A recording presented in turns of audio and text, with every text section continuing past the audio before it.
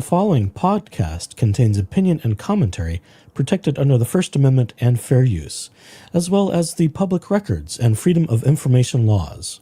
The content may include adult themes, concepts, or language not suitable for all audiences. Viewer discretion is advised.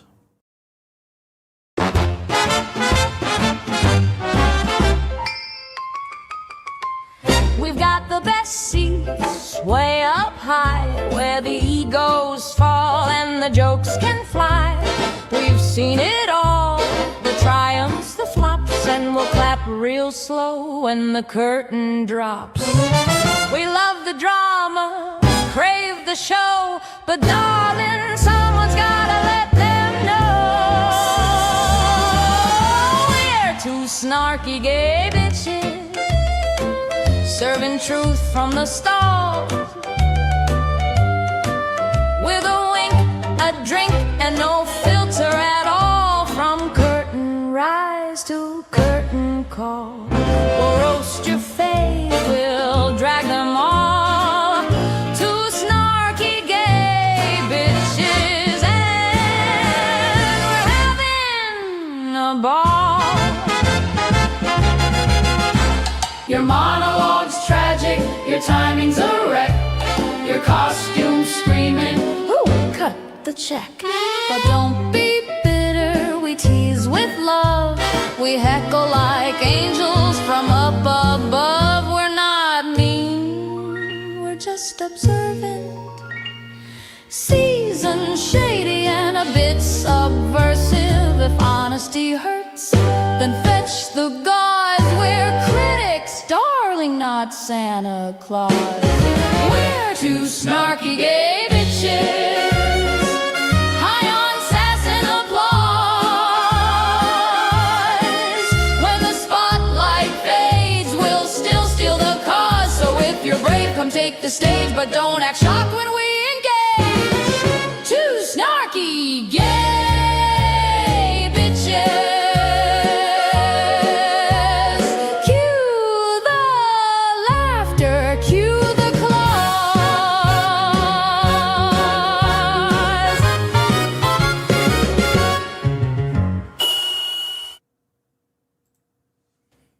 Welcome back to your favorite cubbyhole on the internet, everybody. It is Tuesday in this new year, and I'm not ready for it.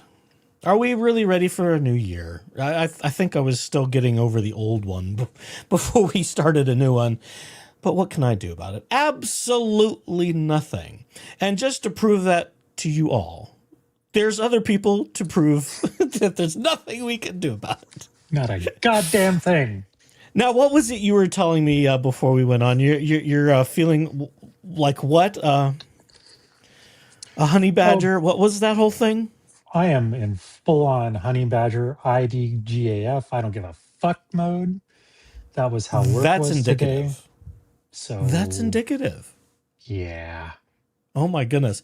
Whatever are you gonna do? Is it? I mean, is it? It's only Tuesday. Shouldn't that be at least Thursday? You'd think, but nope. This is how we getting this week started. Oh my goodness! And all I'm you're gonna do about doubling up today to make up for is it, huh? just sit. I'm just gonna sit here and enjoy my bourbon. I might put you to work though, so there's that. Well, you do that at your own risk. Well, it could make it more entertaining because we have more to cover. We didn't get it all done. We were slothful in our previous episodes, and we only got through 2 or 3 of the grand total of currently 8 articles by Laura Michelle Owens, one indicted felon on 14 felony counts on various forms of fraud, etc., etc., etc., etc. I don't want to rehash it because I'm tired of saying it. Can we just get this show on the road and get this bitch indicted? No, wait, no, she's already been indicted. Let's get to the pretrial conferences and get this thing going. Yes. I'm over it because this is the saga that will never end until she's in prison. Will they let me bring a flask into the courtroom? Probably not, but God damn it. I don't know. Maybe well, people who go to court more than I do might know the answer to that. I don't know. Maybe Megan Fox can, sneak it in her purse, or I shouldn't say that. I'm kidding, Megan. I'm kidding. I'll set them big. It'll have to be a plastic one because they metal detectors these days, and all Oh, that nonsense. Well, and I would imagine that they're so sensitive. It's like going through TSA. Oh, you've got more than 3.5 ounces of liquid. We have to throw it away. Hey, that's my accent. Oh, well, then you do it. Let's see. Excuse me, sir. You have way too many. I cannot let you go through it. No. Way too much. Way too much. It's Way too terrible. much. It's terrible. More than 3 drops, and I would done. I would suspect that's why after going to court, everyone goes out to a nice dinner, they get the drinks, and so on and so forth, and call it a day. You just kind of gourd yourself on House of Prime Rib.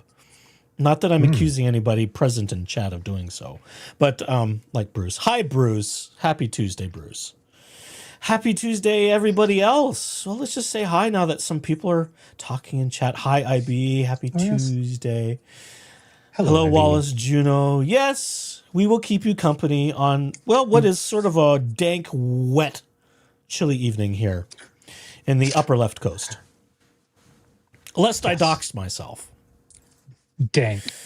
I like that.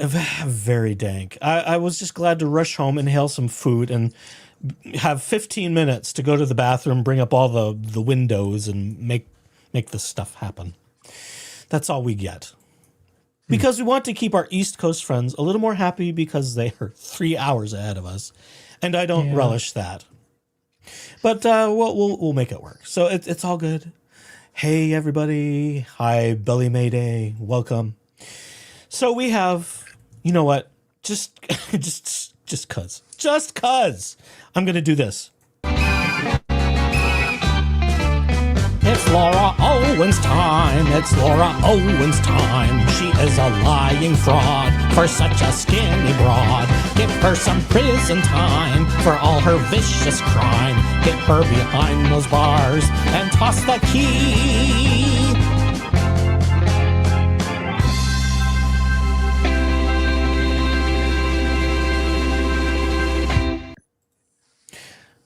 Okay, that's enough. That's enough. Maybe we should just put you in charge. Oh, put me in charge? That's no, I'm kidding. That's not that a good one makes idea, me giggle sir. The things you can find in karaoke land. It's like, oh, hey, that's the same song as this other thing. This should be fair pickings. So it is Laura Owens time. And for those of you who indulged me for 3 hours and some minutes for our Detractors episode last time, bless you all. The view counts are horrific, but I don't care.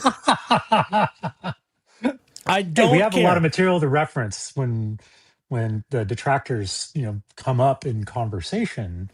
Now we can be like, well, go. You heard the stories there. Go watch. And until the lunatics come after me more. Those lunatics are lunatics like Laura Owens or other assorted personnel. Yes. Let's just at least enjoy it. So get that one out of my hair, and that seems to be the thing. You're nobody until you get attacked by all the insane people you're talking about. I'm halfway there, I swear. I should be at least 40,000 subscribers by now with the bullshit I've put myself through. And other people have tried to put me through. I should get at least half of those, shouldn't I? Like, I don't know. Is that payment for being your being Sideshow Bob? Yeah. Need the hair now. For that you need the whole outfit voice. For that. Yeah. Oh gosh, I can do that when I've got a cold, but not today. Same, yeah. So it is Laura Owens time, and if you haven't had enough, because we've got so many articles, we've got 3 to finish it off tonight. No, Laura Owens has not written more yet, and it's my opinion that it is in fact Laura Owens writing this bullshit and hosting that stupid webpage. Justice for Laura. I'm not going to name the rest of it because I don't want to give her the traffic. She hasn't earned it, although we will talk about her and read her bullshit. So, and then we'll mock it and poke fun of it because that's free speech, and free speech is a grand and glorious thing, as are anti-slap laws. And the state has great anti-slap laws. Well, maybe not so much for you, but that's different. Oh, that's I know. Don't tell too much. Don't reveal Don't too tell much, too many right? of my tales at a school here, sir. It's just your lot in life, I suppose.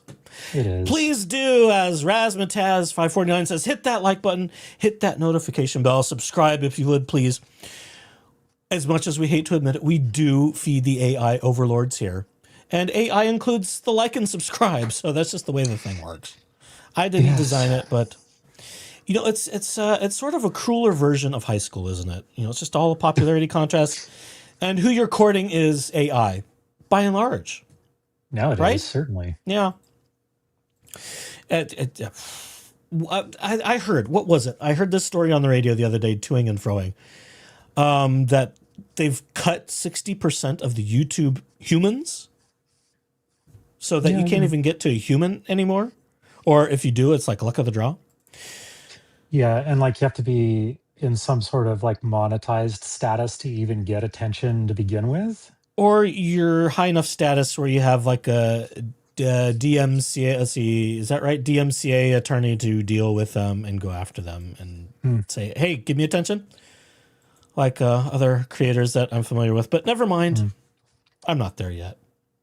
And we are starting to circle in. Wallace, yes, like and subscribe. There was the algorithm that was prior to AI.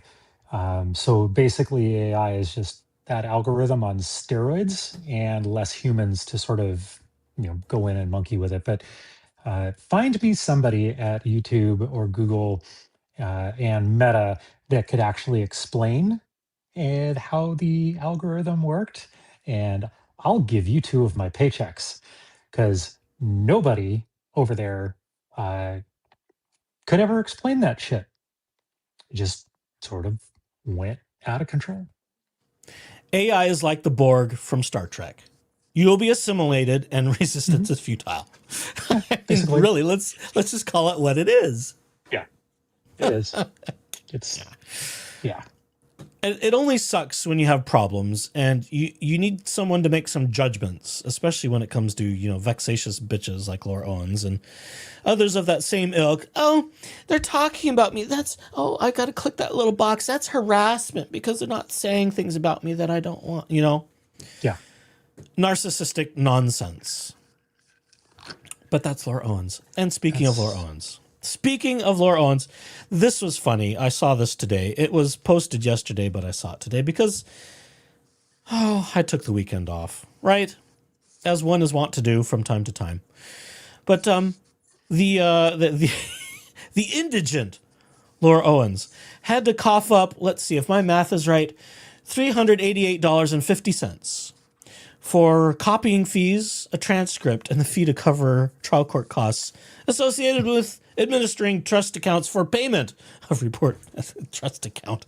We have to have a trust account to get the transcripts.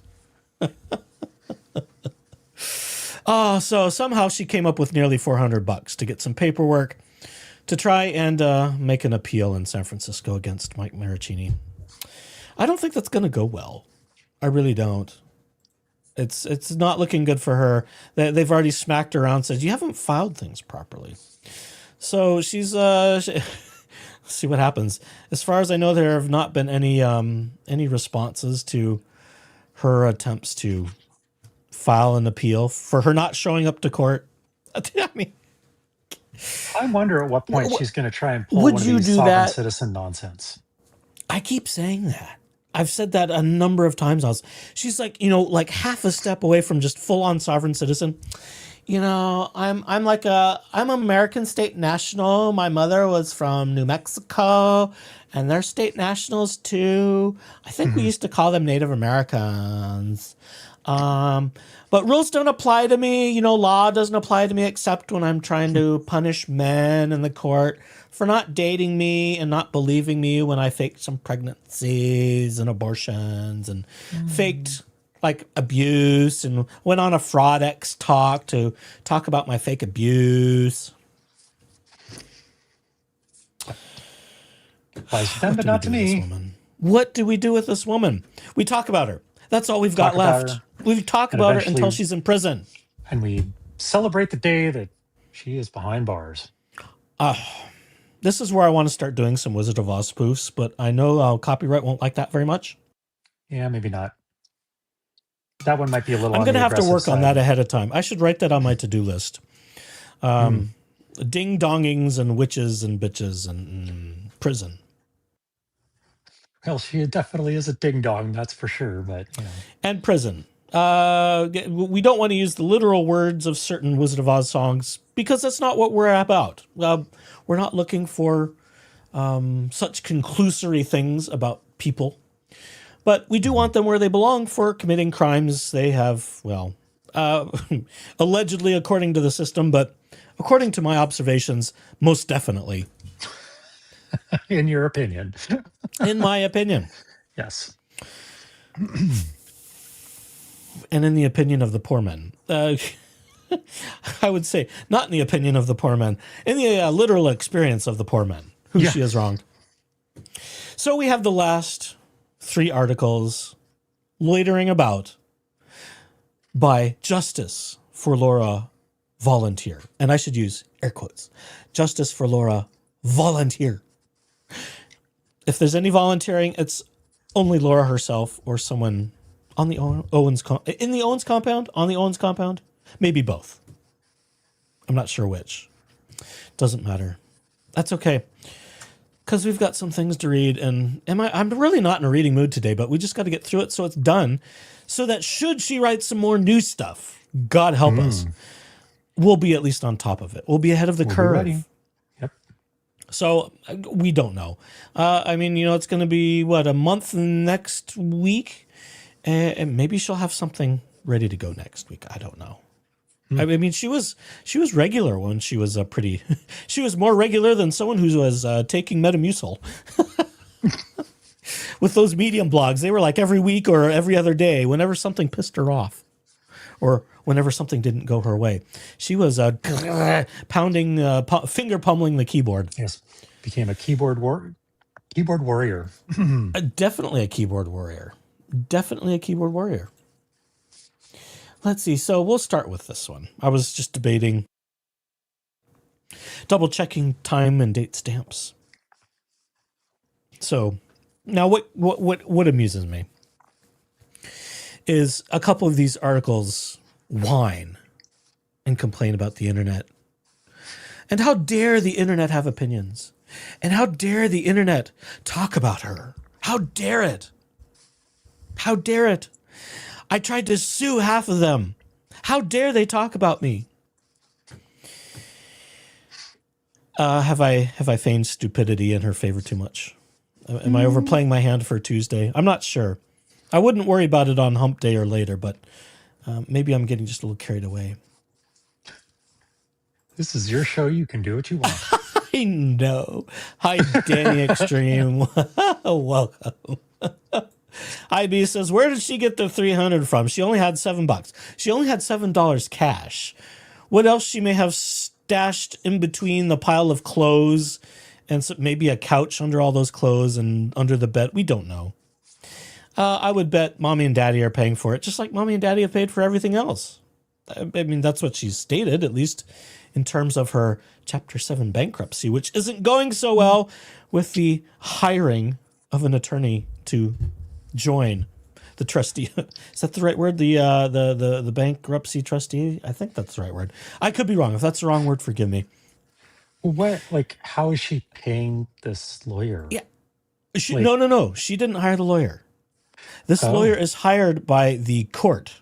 Well, the guy who's the other side, so Laura files for bankruptcy. And then there's an appointed person. You know what? You're going to make me look for it. Damn it.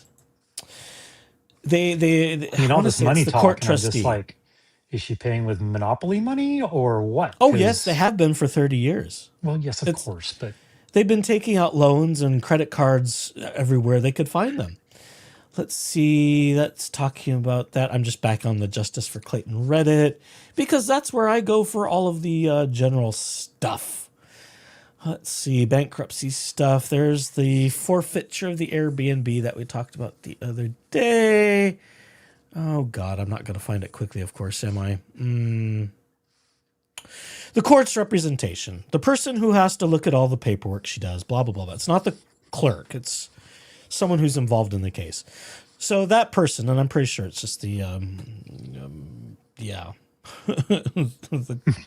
bankrupt. I don't know. Why am I running out of words on a Tuesday? This is horrific.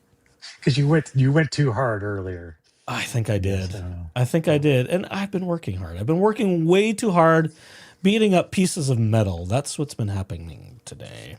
It's a good way to take out some aggression, I suppose. Yeah, it's quite surprising how feisty brass can be when it wants to be cantankerous.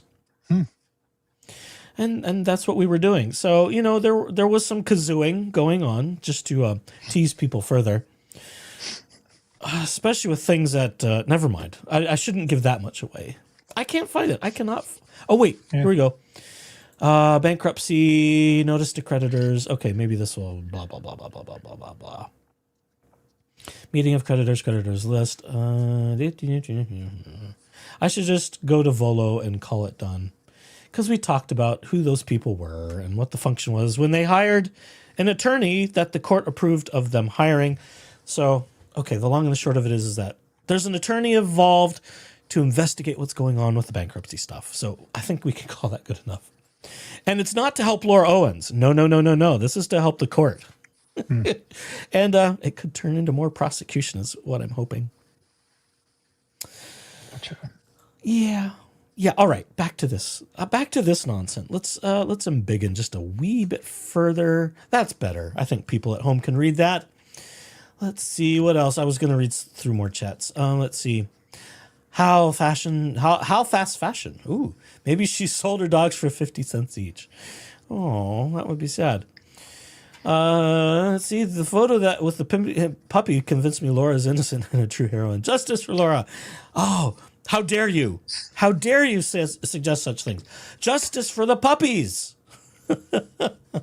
Justice for the puppies. Justice for the horses, too. Or maybe just sell off the horses. I don't know. Trader went to Laura's music concert. Oh, well, I hope it was good. I hope it got great seats. Who was the headliner? It wasn't me. Let's see. I've heard that doggy song she has on her YouTube music channel. Oh, yikes. We've covered her music. That was a previous episode. Yeah. It was, shall we say, underwhelming musically. Add it to her list of alias. Indeed. Her list of aliases, I think, goes beyond 4 people? 5 now? I've lost count. Too many. Doggies! Or as Radical says, show me the doggy! Did you notice? I'll digress because we're in a digressing mood. Yet again, as we'll want to do when I'm not alone. Did you notice that Radical has a playthrough gaming channel? Have you noticed that? No. And wears on camera the regalia so that he looks like his semi-animated caricature. Oh, all right. Yeah, it's like, oh my gosh, that's how is it? Was there a mic in that helmet? How is this working? I want to know about all the technical stuff. Yeah, of course. It's like, that sounds really good for being a head in a helmet. There's some magic going on here. Anyhow. See, the picture's almost dreamy. Did you see the poor wee dog with the cone covering at Jan's feet? Yes, and that's the one that peed on the floor in some of the body cam footage, strangely enough. Batty McBackface, welcome back. The Volorantier. Volorantier. I can't get it. Too many vowels. Had access to some very personal posed photos. Yes! Isn't that funny? I said that very thing the other day. Would the true volunteer please stand up? Well, if they tend to come after me, they have not yet done so. Or if they have, I haven't checked my email in weeks. I just don't. I don't check that account hardly ever. Sorry, not sorry, a Mr. Musical episode. Well, sadly, unless you wanted to be a little bit of a music nerd, you didn't miss much. No, Elaine Murray says she doesn't give a shit about dogs. Remember that wee black dog held hostage in the casita. Yeah, well, they're props, right? Yeah. About like the horses, about like the pregnancy, yeah. About like just about everything else. It's a placeholder. It's a prop. All to just benefit her, whatever that might Yeah, whatever something that to might leverage for the entail. future. Yep. Something to that's what they're there for. Oh, my poor dog needs emergency surgery. You need to date me, Clayton, or whatever.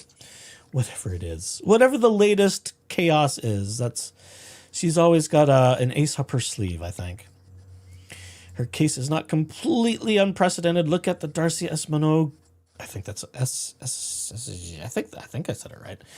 Maricopa. Really? There's another one in Maricopa County? Ooh. How do I pin this? I'll have to there. I want to look at that later. Research to do. Wouldn't that be funny? There's more nonsense going on in Maricopa County. That'd be amazing. Her emotional support puppo, yeah. Just like the emotional support ponies or horses. I've got a disability. I can't ever go to court. You need to let me win. Okay. All right, back to articles. Much to read. Yeah. Much to read. So this one is titled, what was it titled? Oh, golly, I'm moving it around. There we go. Tried before trial. No, it wasn't. Although maybe the court of public opinion has made comments, but we're allowed to do that. This is America after all. We have the First Amendment. Thank you so much. That's freedom of speech and freedom of mental autonomy, too. How public certainty erased the presumption of innocence. Well, because a court of law, a trial court, found you to be a fraudulent bitch. I mean, that's all I needed. I mean, I knew that before then because everyone was talking about it. All of the evidence said this is a bunch of bullshit. She's just a con artist. And the court agreed after hearing testimony and evidence. So it has really little to do with the internet other than people on the internet broke the story because mainstream media is not interested. Although they're more interested now, aren't they? All kinds of major providers have picked it up, and lots of people online, even more people online, have been picking it up. It's like a day doesn't go by without a new content creator talking about Laura Owens and her insanity. That pesky internet. That rude internet that won't let her have her privacy from going to the tabloids years ago. That's a good idea. When you want privacy, go to a tabloid and I'm an anonymous woman that was knocked up by Clayton Eckert, but I have no proof other than fabricated medical evidence. Okay. And she gave birth to Bat Boy in a cave somewhere, and I don't know. Anyway, that would be a miracle for her. Okay. I'm not going to say what I'm thinking. I'm not going to say as real as her previous alleged pregnancies, but it's still, just as sensational. Why not? Why not have it be Bat Boy? She would have a better chance of giving birth to a saguaro cactus than to anything living. Well, I guess a cactus is living if it hasn't, totally turned into desert dust, but never mind. Anyway. The article reads thusly, and while I'm half tempted to use a voice, I won't. I don't know why. Sometimes the AI voices don't quite get the inflection right, and this deserves a clean reading, although I'll stumble over half the words, I promise. Clean. By the time prosecutors in Maricopa County announced their first set of charges against Laura Owens. Oh, here's another thing. Fill in all the names and pronouns with me and her. And it's good evidence that it's in fact Laura that wrote it. It's a good substitute. Let's see, the first five. The public had already reached its own verdict. Yes, because there had been a trial. It didn't matter that no trial had occurred. Yes, it did. That trial was the paternity case, and the judge referred you to prosecution. It didn't matter that the evidence had not been tested in court. Yes, it did, because you admitted to fabricating it. It didn't even matter that early medical records, protective orders, and sworn declarations. That affidavit I had my mother write for me. I'm making that up. I don't know. Maybe mommy did write some affidavits. We don't know. The evidence may be there. Okay. It didn't even matter that early medical records and sworn declarations painted a far more complex picture than the headline suggested. No. There were no babies. There were no cinnamon rolls in that Cinnabon cooking away there. See, she would have a better chance being Betty Crocker. I think so. Owens, entered the criminal process as something few defendants ever are. a woman already sentenced in the cultural imagination. Oh. I need that clip from what is that murder theater thing, that PBS thing? And did you ever see that? I think so, yes. Not Masterpiece Theater, but the murder mystery theater thing. And there was that woman that was laying on some sort of Greek plinth going, oh, and she had a hanky in her hand. Good stuff. All the memories. My mother always watched murder mystery stuff. She was a big fan of Agatha Christie and Poirot and Murder, She Wrote with Angela Lansbury, all those sorts of things. So I was raised on all that kind of stuff. Although I never really got much into it until crazy things like this. This is better than Agatha Christie. This is real life. Save this for later. I don't know. Well, no, because Agatha Christie material is much better written than this dribble that she's been putting out on the... Well, this is just bad PR writing, right? Well, yes, but I mean, it's a very lousy attempt to write something and tell the story or whatever. Yeah, she's not the greatest of storytellers. I mean, she tried a little harder in her Medium articles, but that's because she's pissed off at people. The emotions kind of, made it more interesting. Just sort of like David Gingras and his histrionics. Dingus the douche canoe. The fucking douche canoe. I haven't used that in a while, so it was time to break it out. True. He was very dramatic in his writing. Very dramatic. More than Laura Owens. Laura Owens tried to sound intelligent and, like she was writing another Fraudex talk. Yeah. It was just bad, semi-emotionally charged, trying to convincing language. It was just, it's weak stuff. Weak sauce. Next paragraph. Her case is often described as unprecedented. Because people aren't stupid enough to fake pregnancies, usually. But the truly unprecedented part is not the number of charges or the involvement of a former bachelorette suit. We can't even leave that alone. It is the ferocity. Is that the right word? Ferocity? Or I guess so. I don't think she maybe didn't use the right word there. My brain is going to veracity, but I think we're talking about something else. It is the ferocity with which the public embraced a narrative of guilt, long before the legal system weighed in. False, that is bullshit, because the legal system weighed in and referred you to criminal prosecution. A woman who had never been accused of violence, because the only kind of crimes are violent? No, that's not true.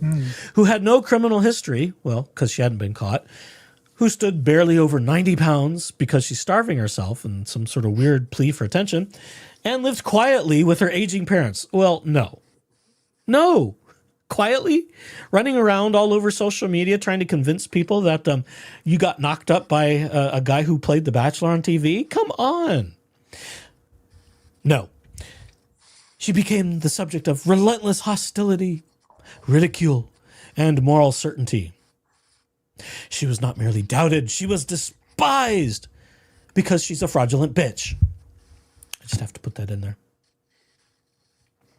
I mean, we could use other four-letter words that start with C, but I'm not quite that fired up just yet. Maybe I should have saved this for tomorrow if I wanted to use words like that. Yeah, tempting. One more day of growing salty. It does. It's like good pickles.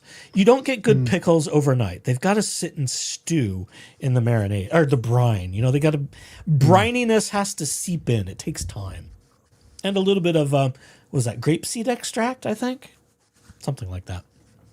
I don't know. I've never made pickles, but I do eat lots of them. We do like the gherkins around here, to quote my British friends. Oh, he likes the gherkins. Yes, I do. Not the sweet variety either. The tangier, the better. It is tempting to attribute that reaction to the allegations alone. To tell ourselves the public's certainty reflects the strength of the evidence. Well, it does. The evidence is solid.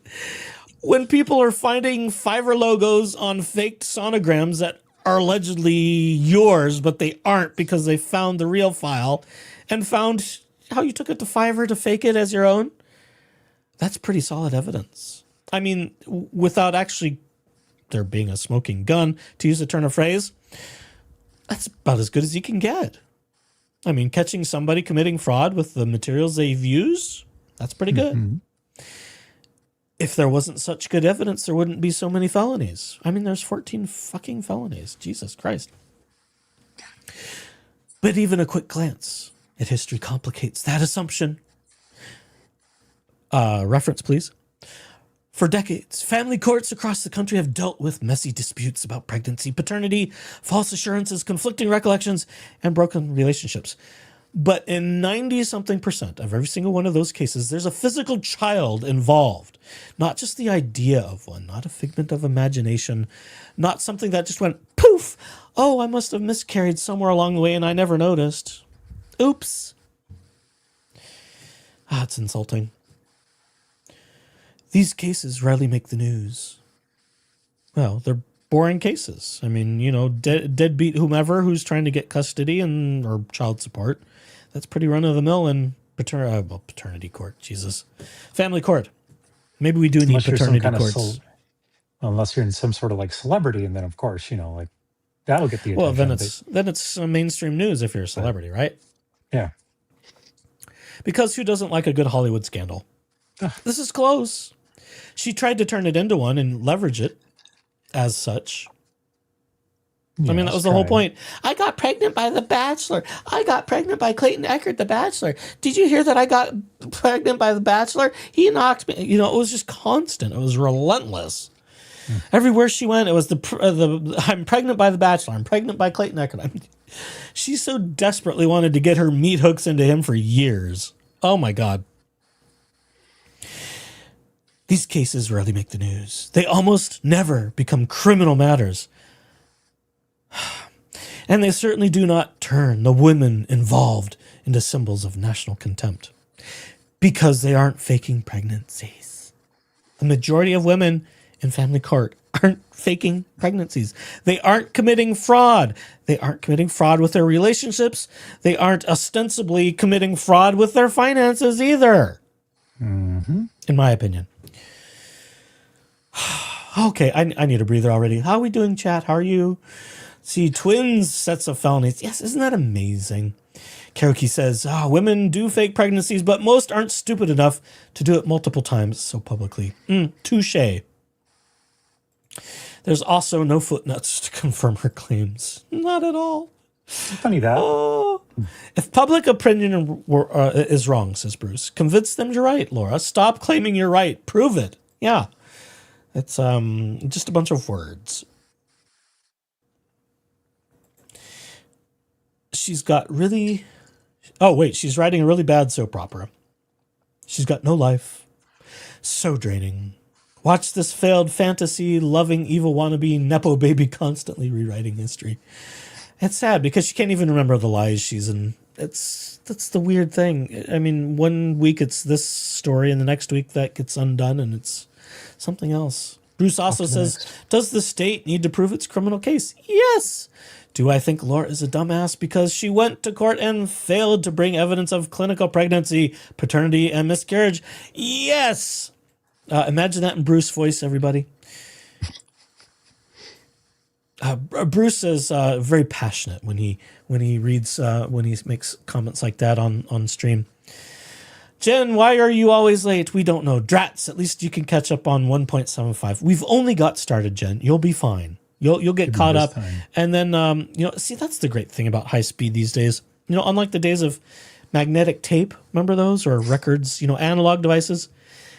You'd speed it up and everything just turns into chipmunk talk. And, isn't that amazing technology? Now you can speed it up and people don't sound like chipmunks. Although that could be useful for Laura Owens. I mean, we could make notes this for the sound like future. the chipmunk, talking through all these things. I mean, I did kind of go the other way and make her sound like the Succubus of Scottsdale, but I thought it was accurate. So there's that. Okay, back over to this screen. Yet Laura became exactly that. Why use the last name? It just doesn't, forget it.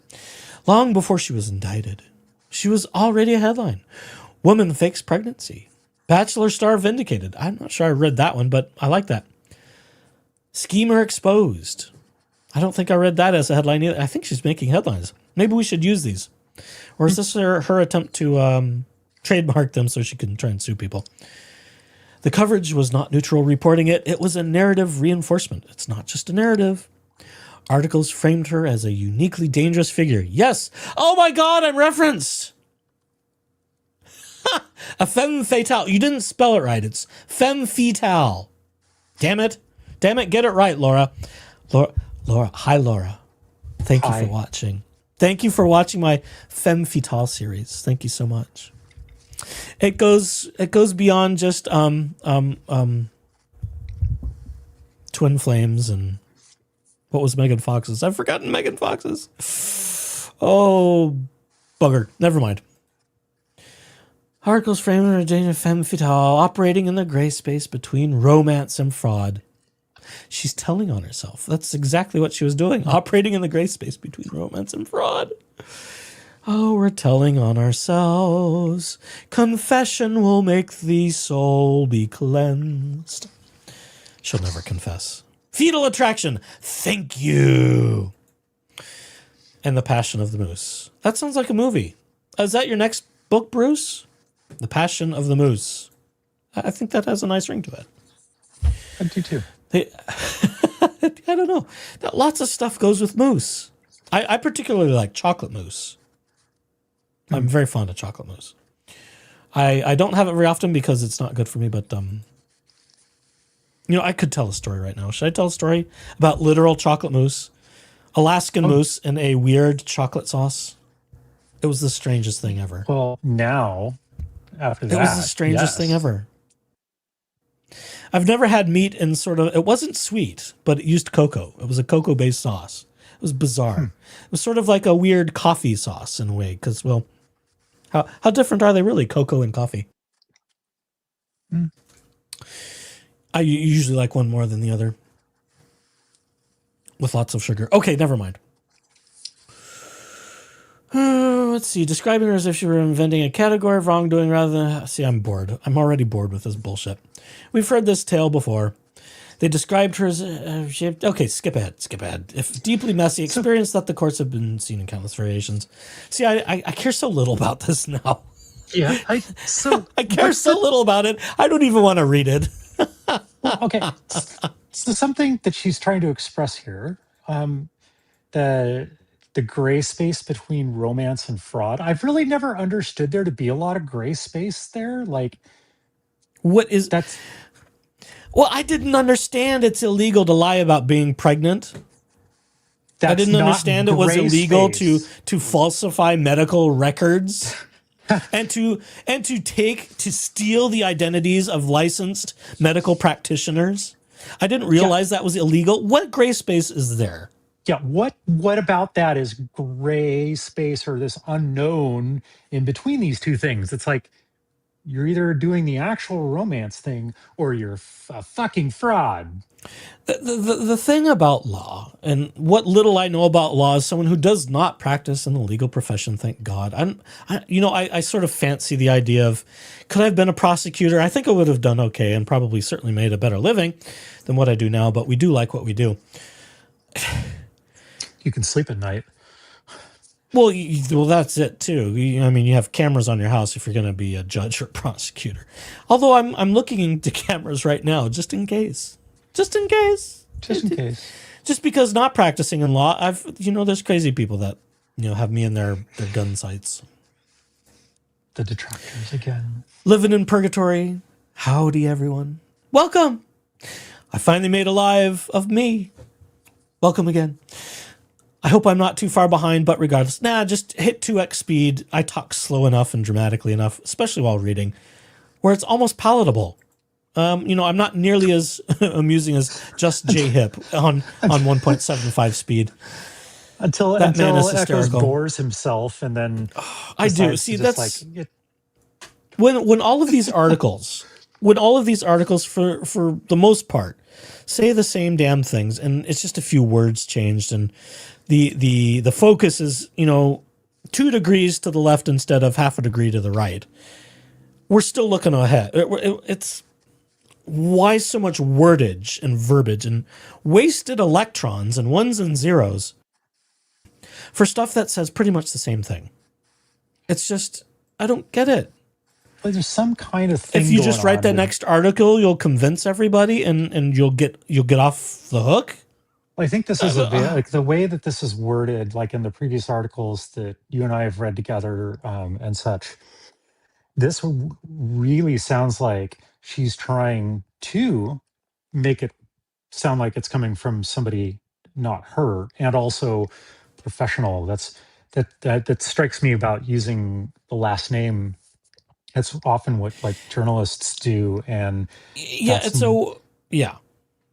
It's just that this is just one more sort of like pile in the fraud category of like pretending to be something or someone that she's not, and putting herself up, for this and trying to like, oh, I'm just gonna professionally talk about this instead, and just like, bitch, we see right through you.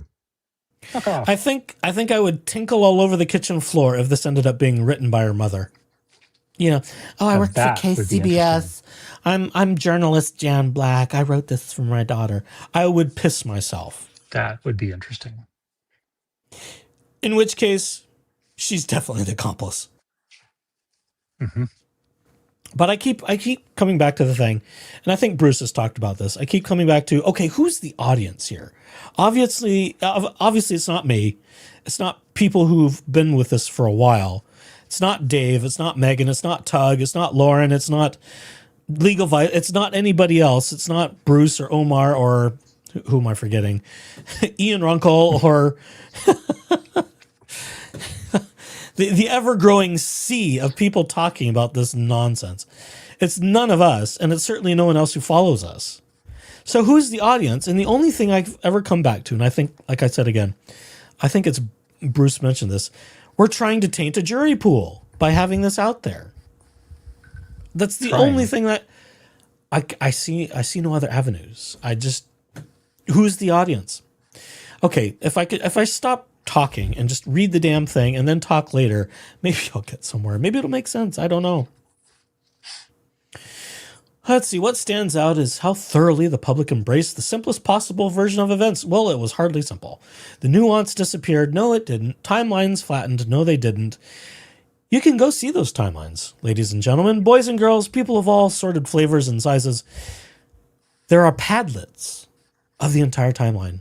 You can find those via our good friends at All the Best Research and Timelines. I believe they have some Padlets that go, I think, back to 2015.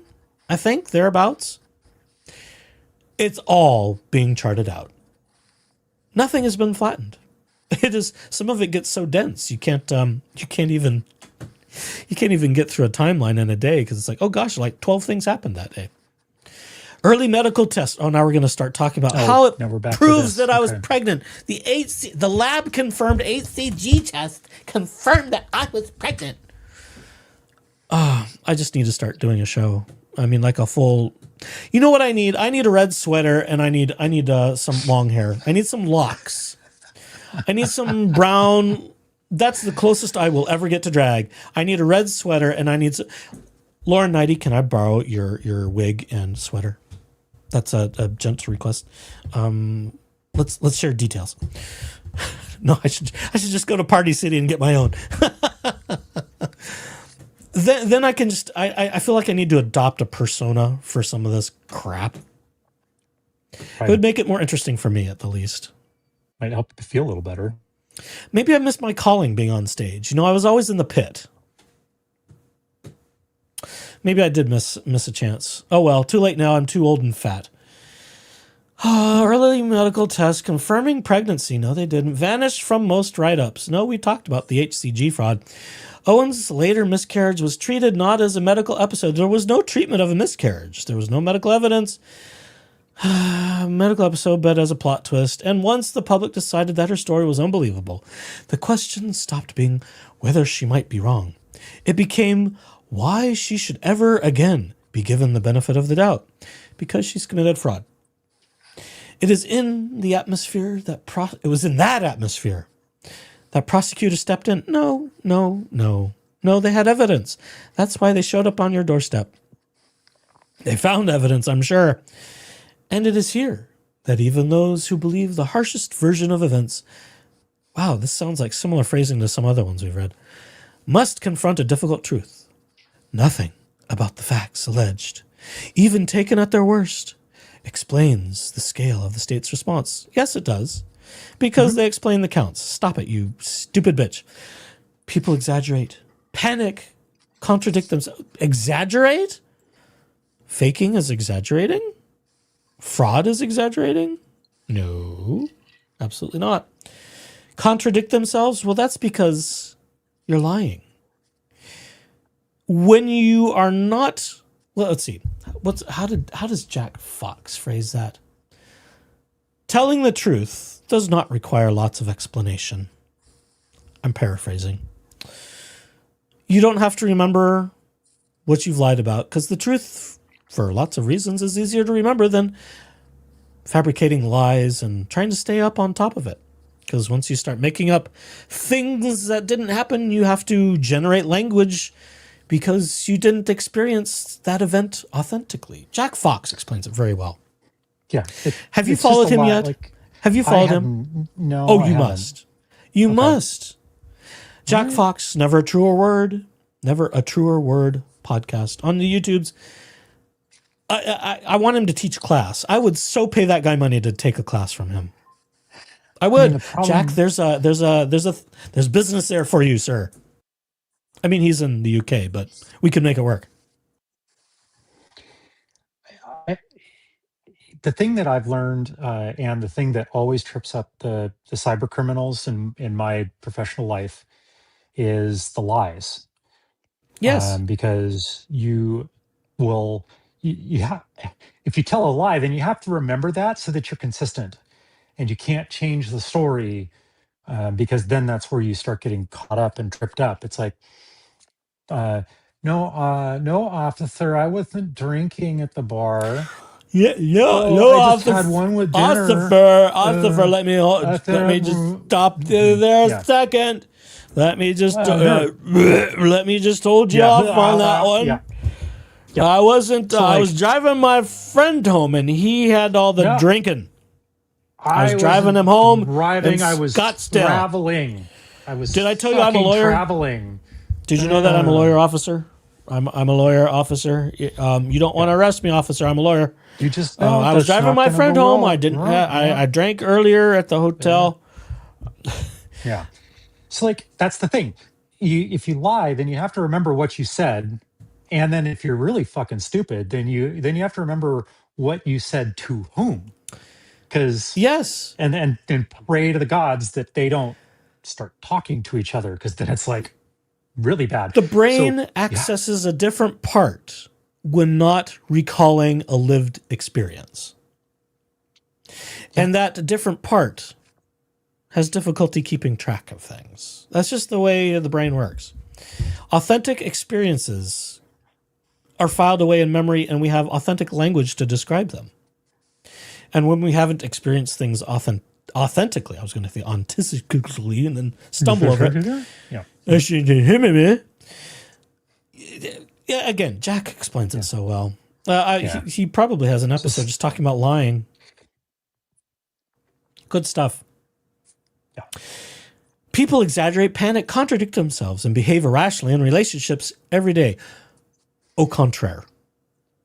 If you are behaving irrationally every day, you need to be on some goddamn medication. And it better be a pretty strong dose. Mm-hmm. That's not normal, in my opinion. Courts manage these situations with fees. Which situations? Are irrational relationships every day? No. Courts manage these situations. If a future partner of mine is going to go erratic, I can just charge them fees. That'd be great. I'd be wealthy. Is that I could have retired. Is that how this works? I could have hung up my shoes and called it a week. Christ, you could have retired me too. Yeah. Just imagine. Anyway, we could go house shopping. Yes, we could. Well, wait. We could have adjoining mansions. Want to be Oh my my neighbor? God. Oh, that's how bad things get in the real world. They do not manage them with 14 felonies, media blast indictments, and media blast indictments. What's a media? Is that like Blasto butter popcorn? Blast with media. God damn And it, law now I want some enforcement buttered footprint popcorn. normally reserved for violent offenders. Oh, we're such a martyr. Such a poor little narcissistic martyr. This disconnect poses a deeper question. What exactly is being punished? The alleged conduct or the public's revulsion, singular, sorry, toward the woman accused of it? Well, maybe a little both. The alleged conduct is enough because it's revolting, as is the woman that did the conduct, I guess. I don't know. Because if Owens filed the same exact paternity petition, but the man involved were an anonymous warehouse worker? Whoa, wait a minute. And if she had later reported a miscarriage and moved to dismiss her case, Arizona would not have deployed its most theatrical tools.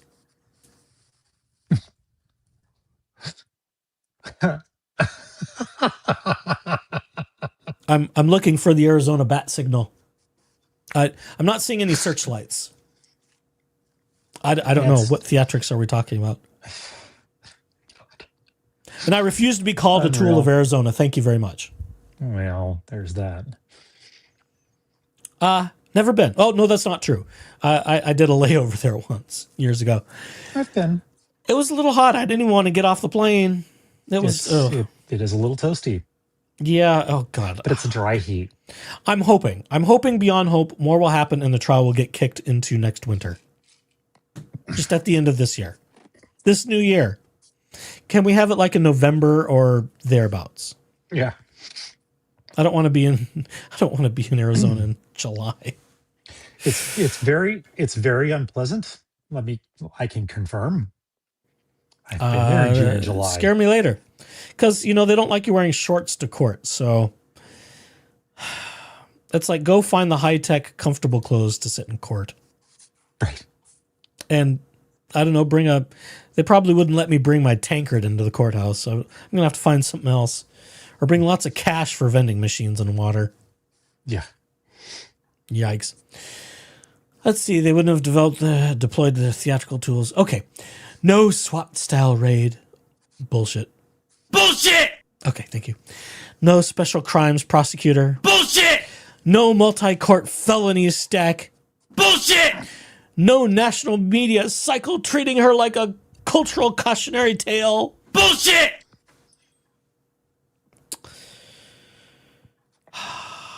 Be grateful it's not Salem, Massachusetts in the 17th century is kind of where I'm thinking. I mean, yeah. Although that would be, God, I would actually. Witch, you're a witch. I could just keep going back to the Monty Python skit with the witch and the Holy Grail. I haven't watched that in so long. I've forgotten how it goes. Next time I kidnap you, I'll force you to watch it. Well, we still have a couple movies to get caught up on. I wonder if that other one's come out of theaters and sits on streaming yet. Maybe. I don't know. I know. I don't have a very good Laura Owens vocal fry because my voice isn't quite high enough for it. Although, I mean, I could fake it, but I'm just going to get vocally tired trying to do that too much in my natural range. Yeah, I don't know. I've spent so many years trying to avoid vocal fry and have good vocal posture. It's a weird affectation. It's a weird affectation. Megan Fox does it real well, but even she can't do it for 3 hours on end. It is pretty horrible on your vocal cords. It really is. I mean, that's why when what's his name, Andy Serkis did Gollum for Lord of the Rings, he was taking all sorts of stuff to just be phlegmy and gross. Don't relish that. Thank you very much. Yeah. Oh, let's see. But attach the name of reality TV figure, and it becomes content. He becomes famous, and I'm just lowly Laura Owens. Let online crowds form an unwavering narrative. Let them. Free speech, you bitch. They're going to form it regardless. Suddenly, the legal system... Bitch. Oh, go ahead. Oh, you're just going to say that while you're going to try and talk over me? Is that... Yes, I'm going to try and talk over you. That's how it works. Okay. Suddenly, the legal system behaves as if it were responding not to conduct, but to the intensity of the public's certainty. You dumb batty bitch! You brought this on yourself, not batty in the chat, but the one that's trying to write all this shit. I know. Sorry, you're kind batty. of That was really inappropriate, and I apologize profusely for that. You're gonna get somebody's name eventually and go, "Whoops." She brought it on herself. God, she brought it on herself. She did. God, Jesus fuck. Timeline will only get crazier with the evidence that comes from Laura's devices and cloud. I know. Last I heard, the trial's set for July 26th. That is still true. We hope for it to change. That's what I want. Lying is exaggerating. If it were, we're all in trouble. Audio cuts out, or is it me? It's got to be you. It's got to be you. If you're wearing wired headphones, check those cables, check those plugs and connectors. If they're wireless, check that Bluetooth because Bluetooth gets bitchy, as does Bluetooth. It's a dry heat. Yeah, sure it is. So dry you'll turn into a desert prune. Just a little minor perjury. That's a bop. Occam's razor. Well, not with her. Who does Blowens think is reading this repetitive swill other than the fine folks of the cult? Bitches bananas. Yes, she is. Yep. And I'm not terribly keen on bananas unless it's like a banana cream pie or something. Batty says, here's my fee schedule that I'll charge you for every minute you keep me here. I'm surprised Laura Owens doesn't have a fee schedule for how many times she hasn't shown up in court. Bruce says, if her argument is that she committed crime, but she thinks she shouldn't be prosecuted because other people might commit crime and not get prosecuted, that seems like a horrible argument. Oh, Bruce, stop it with that logic. Maybe that logic, stuff you do so well. Bingus the dipshit maybe it came up with that particular position. That kind of sounds like how his dumbass brain works. Could be. The only thing disconnect is her perception of reality and the truth. Yeah. Oh, yes, disconnected. Very true. She's so delusional. Yes, she is. Lauren will probably happily pass along the red sweater and ratted wig torch. I wouldn't say no because I am silly enough. I think I could use the help. Why do people do vocal fry? It's a thing. I don't know why. I follow some creators and some of the guests, and they're in their 30s. I'm just saying they're in their early 30s. Some of them are in their 20s, and it's an affectation, and I don't know where it comes from. It's like sort of Valley Girl, but kind of not. And the more gurgle you can get out of it, it's like the cooler you are. I don't know. I just don't know. Hello, Salty Veruca. Greetings. Thanks for checking in from the beginning.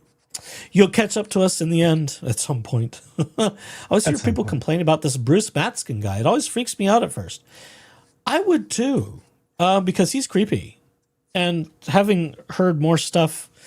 Okay, we'll do a Hales digression for just a second. I was watching Tug and Megan's latest thing this morning on the way into work, strangely enough. And I was just horrified because we're all talking... Well, I haven't started talking about it much officially. The crazy woman known as Leslie Federico's Legally Lips. And it's just... There's so... Two psychopaths... Well, maybe 2 3/4 if we include other family with Laura Owens is enough.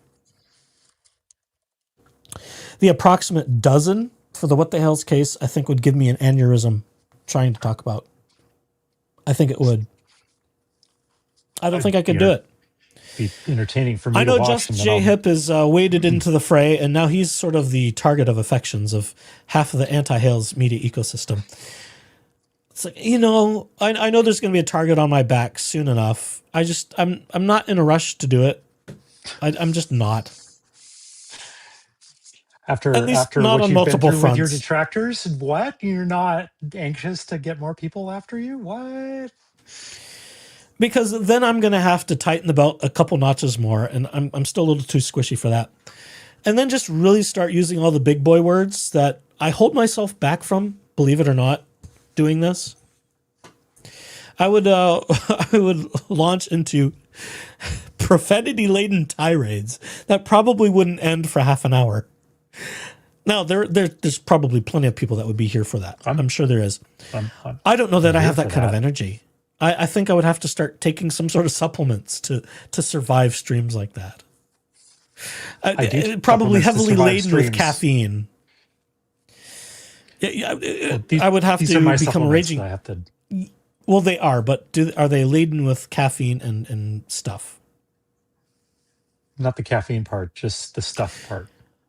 I can wear a skirt, a sleeveless red sweater to court. No, there will be no. Now, I might be able to be talked into tartans. Maybe. I mean, I don't have a British flag over my head for no reason. That would be as close as I get to a skirt. Would be the family tartans. Do you have any of those? I don't.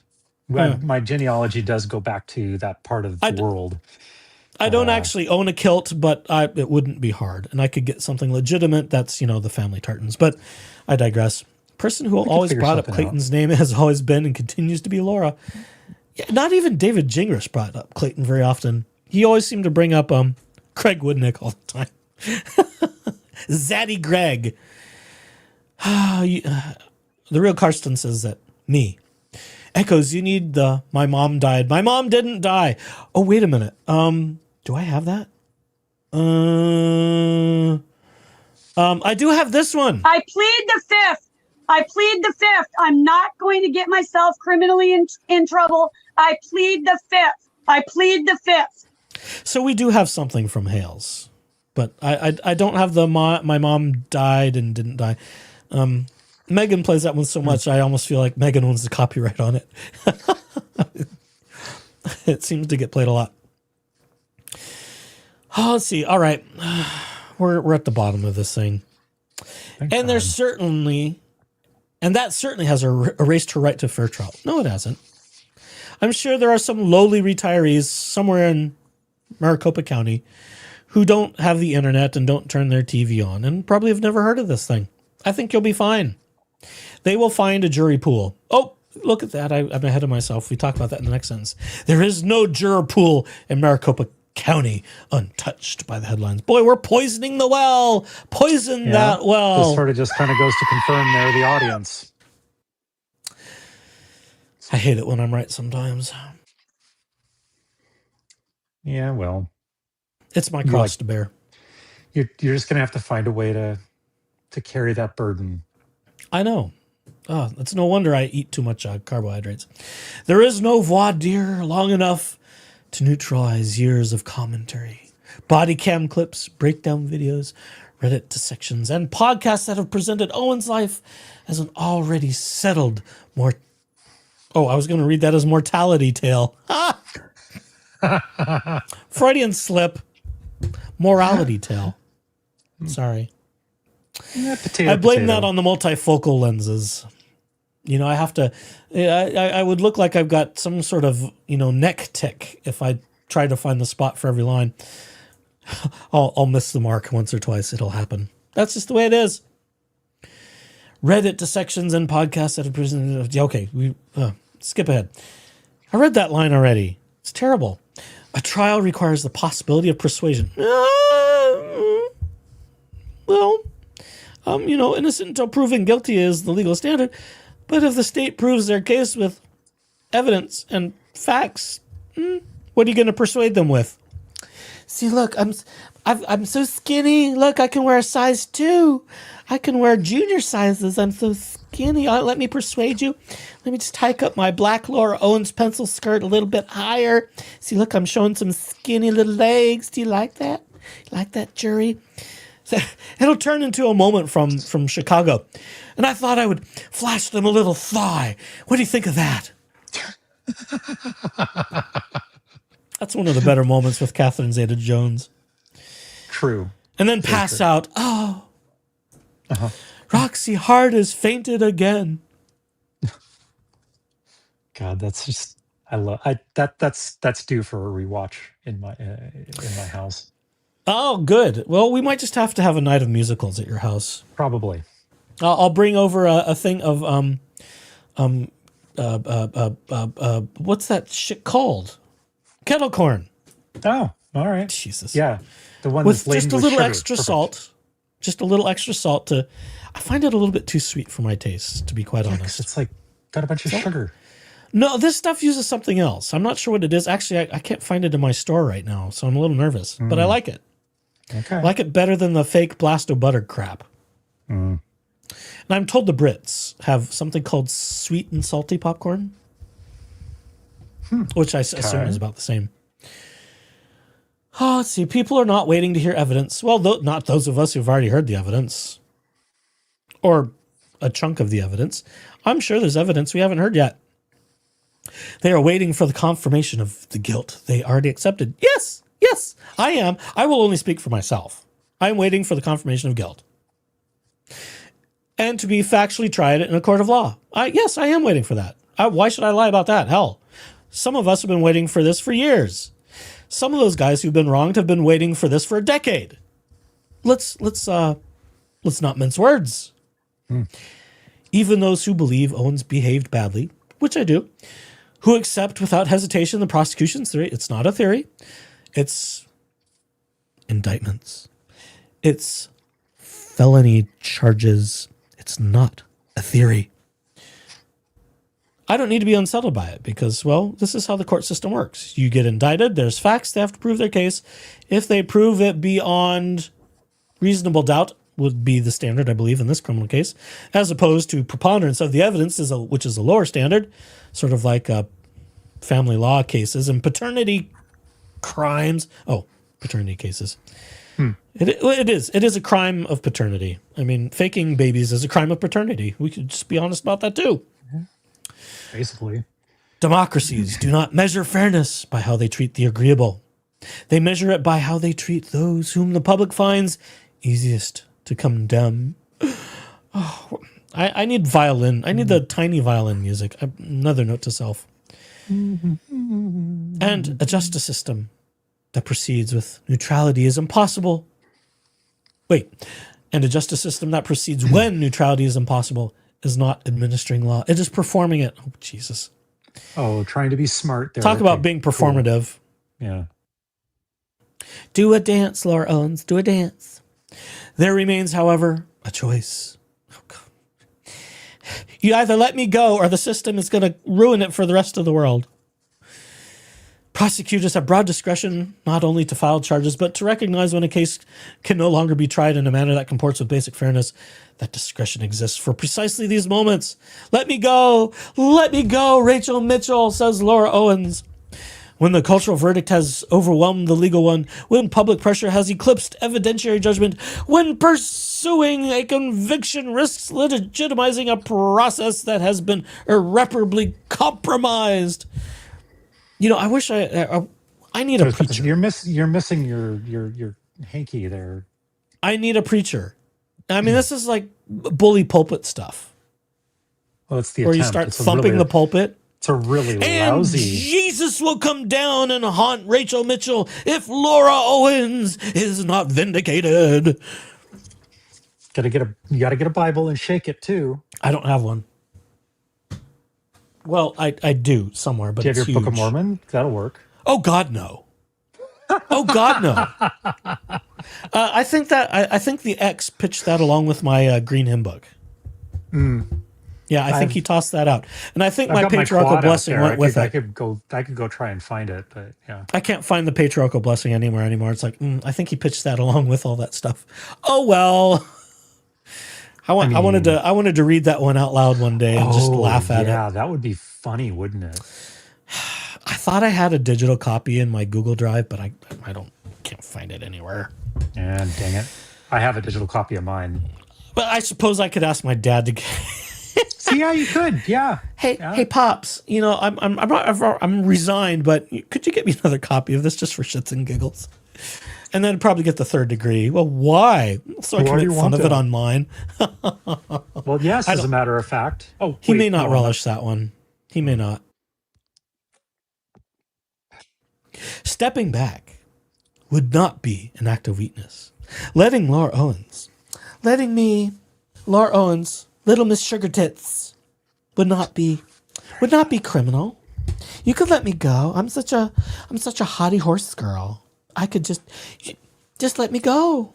I've never been wrong before. You haven't. I'm just daddy's little girl. Okay, stop. It would be a recognition that the justice system has limits. Well, the only limits of the justice system are the law, and that those limits are not flaws but guardrails. This is law, according to Laura Owens. A case that cannot be tried impartially is a case that cannot, in good conscience, move forward. Of course, it can be tried impartially. I'm sure there's multiple venues, even if there were a problem in Maricopa County, which I doubt, because the valley is so chocked full of people. I am sure they could impanel a jury. I'm sure of it. I have every confidence. They will find a fair and impartial jury. Yeah. Thinking of the biggest cases, back in days of yore, like O.J. Simpson, they still found jurors. Still. They did. Yeah. That was all over the world news. I mean, Laura Owens is sort of low-level world news. Didn't they find a impartial jury for the Orange Menace when he needed to go through his trial up in New York? I mean, not according to him. Well, of course not to him. Yeah, and it's not going to be the same. They did. LO is certainly not going to say that it was impartial, but I mean, they found one there too. It's just, yeah. Yeah. Yeah. It's just, it's saber rattling that it's not even good stuff. Real Karsten says, we are waiting for all the details we have inklings about, but haven't been able to get the actual proof. Like how much HCG did she actually give herself to be positive on the P-test? Good point. Megan Fox actually has coverage that they found the source, the smoking gun for the propensity to P positive. It was found. I'll be back in a bit for Replay Crew tonight, everyone. Well, thanks for coming by. Create, Consider, Connect. Emily Laura Wilson. Is this like fake Laura Owens? Emily Laura Wilson? Do we have another fake Laura Owens in chat now? Ooh, wouldn't that be exciting? Willis Juno. I believe the Laura Owens standard is a preponderance. Nice. Widget's wondering, who is this Emily? We're all... I blame fake Laura Owens. I'm Laura's biggest and only supporter, guys. I'm sure of it. I'm sure. I have no doubt. Everyone needs at least one fake supporter. For sure. For real, to use the phrase that the kids say. Batty says, even with what I know, I think I could be impartial about what evidence was provided. It's not a position I think I would want to be in as a juror, knowing what I know. But it's not a position I will be in because, well, I don't live there. And we're grateful for that. I personally heard Laura say HCG runs through her veins. Yeah, it sure sounds like it. Ooh, do we? Yes, we do. It's interesting, though. I'm just kind of noting the footnote here. The article relies on the publicly accessible filings, testimony, reporting, blah, blah, blah. And it's like, yeah, I've read that before. You cited nothing. None of these do. Nothing. You're right. Yeah. It's just like you said earlier, but it's just again, like this, even ChatGPT at its worst, when it's hallucinating completely off its rails, will at least attempt to cite something. Whatever one believes about Laura Owens, the environment into which she has been cast is not one that can produce justice. Yes, it is. Only a lying bitch indicted for 14 felonies worth of fraud would say otherwise. It can only produce an outcome that feels, we don't care about your feels inevitable because the public has already rehearsed it. One could argue the same thing about people on death row or, homicide, murders, et cetera, et cetera. Yeah, they have pretty strong feelings about it too. And this is the thing about LawTube that's so fascinating. I see the physical evidence, if I'm watching someone get pulled over and they did this, that, and the other, and that's what they get convicted or tried and, well, maybe convicted of, whatever. That would be really hard to be on a jury and be impartial once you see video evidence and proof. There is some video evidence of Laura Owens. There's a lot of circumstantial evidence of Laura Owens. There's lots of fabricated evidence of Laura Owens. It's a lot. It's a lot. Emily Laura Wilson says, Laura had her special nighttime lover helping her write these medium part due tales. Perhaps there could have been a gentleman caller at the casita to help do some typing. We don't know. That would be speculation on our part, by far. It certainly bears some little tidbits of one dingus the douche canoe. The fucking douche canoe. This may does that person may name certainly can't rhyme with Ravid Bingus. Ringer bits? Yeah. That certainly I don't can't know. be. Can't. Not at all possible. No, I was almost disheartened when the DUI stuff happened, and he wasn't driving with Laura Owens. He was driving a friend. That's too bad. It's like, damn. Okay, the universe didn't want to align with us on that point. All right, fine. We can't have it all. David Jingers getting a DUI, being Laura Owens' chauffeur. That would be almost too much. Yeah, that would be too much sugar right there. Yeah. And last few sentences. And when inevitably risks adjudication, the system stops functioning as a system at all. It becomes a stage, and no defendant, guilty, innocent, or somewhere in between, should ever be tried on a stage. Okay, cool. Laura has Whatever. apparently not realized that the witness stand is up a foot or so most of the time. It is a stage. I mean, there's It's a reason why stage of Chicago testimony. was so, like the musical Chicago was so successful, and everything that they portrayed of that whole razzle dazzle like moment. Give 'em the old razzle Yes. dazzle, flim and flutter 'em. Ba-ba-da-ba-da. Razzle. I used that as a clip, and I almost got zapped for it. I did use it. It was some video I did a few months back, because we talk about Mr. Razzle Dazzle. And they'll never catch on. Boom, boom, I gotta say that suit jacket or whatever that Richard Gere was pinstripe suit? wearing. Oh, but it sort of had in the the glitter music side of it. pinstripe suit. Yes, Yeah, it had sparkles on the pinstripes. I could pretty totally get swanky. behind that. I could get totally behind that. It's halfway to Zoot Suitville, Yeah, you know? And those days are not foreign to me either. Although I never went full tilt. I didn't get the full suit and the hat. I didn't get the fedora. I wanted a hat so badly, but like I got a big ass pumpkin head, and so like kind of finding a hat. Shut up. They like it Mr. Pumpkinhead, Mr. Pumpkinhead. Fuck you. I Double wanted to deuces, find a thank hat, you. and I couldn't. Yeah. It's in the contract that you have to give that at least once. At least once. Yeah. Okay, carry on. Anyway, but I wanted to go find. I couldn't, find one in the common stores for the common people, and like, I was like, oh, I need to go down. Like, there's this place in downtown Seattle somewhere that's got like a old school hat maker. I kept Bernie something or other. I can't remember the name of it, but like that was a place I was suggested that I go to at some point when I'm in the city again. And yeah, I just haven't made it there, but yeah. I was in a band where that was the attire. Oh, okay. Yeah, back in the day. Complete with chains and everything. Dang. Okay, so you had like there was the full on to do then. Yeah, I didn't get that far. The other guys did, but they were, I was always hiding in back next to the percussion. So it was the horn players in full suits and hats. Okay. They spent some money. They did. Dang. They look pretty sharp. And we did mostly swing and retro swing stuff. So what would be West Coast? Well, it's kind of swing, right I up my alley, suppose. really. Yeah. It was pretty good. I mean, for people fresh out of high school, we did all right. Got a few gigs in the big city.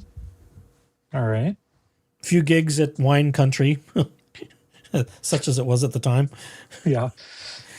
Various venues. I won't say there was a lot of money in it, but yeah. Cousin Alex says, okay, who's the Emily Laura Wilson in the chat? I'm your fan, baby. I don't know who it is exactly. Maybe it's another brand from fake Laura Owens. We don't know, but we're here for that too. South Florida Thrifter says, you're the perfect jury person, four-person Bruce. Yes, I wouldn't be surprised if Bruce has been the jury representation. Okay, let's see. No DVD should ever be trying to say. Okay, all right, so that one's done. Next. Maybe I'll be a little more. Would you like to read one? Oh, sure.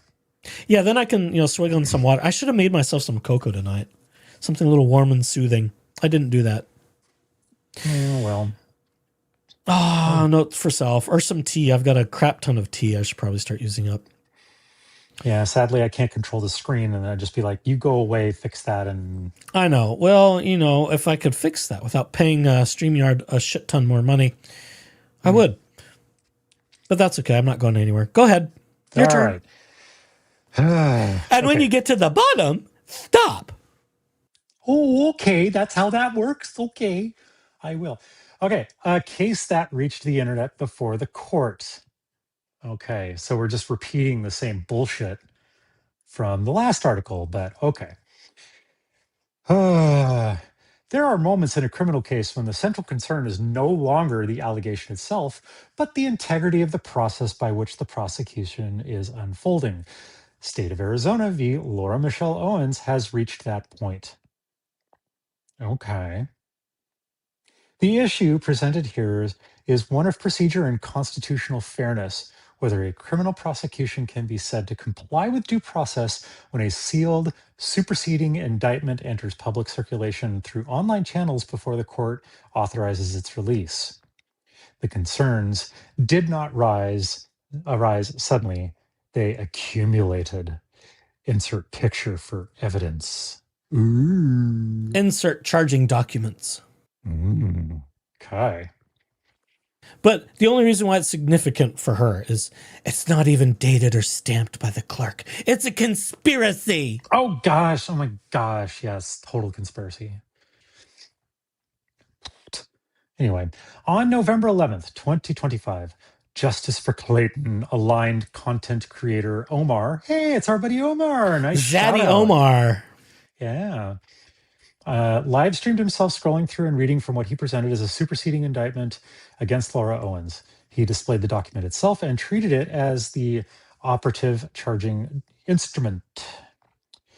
The document shown during that live stream was not file stamped and continues to appear on the Victims of Laura Owens website. It did not contain a true bill certification from the grand jury foreperson. Most critically, it did not contain a criminal case number. Instead, it bore only a grand jury identifier. That distinction is significant. Public access to criminal filings depends on the existence of a criminal case number. Without one, there is no public docket to search, no e-access entry to retrieve, and no lawful mechanism by which a member of the public can obtain or verify the document through court records. I don't know how much of that is actually real or not, but whatever. It raises an interesting question. And I'm not a legal expert, but I think when things do hit the docket, they may not always be stamped first. I think that sometimes happens. But it doesn't matter because that whole charging instrument got tossed for a superseding indictment that have everything consolidated. So it doesn't matter. Mm-hmm. Once it was announced that there were going to be 7 more felonies on top of the original 7, it really didn't matter at all. It didn't matter even less because, well, it's like going to the buffet. Do you want prime rib the second time, the third, or the fifth, or do you just want to have pizza the second? Yeah, but that we're quibbling over little things. Run.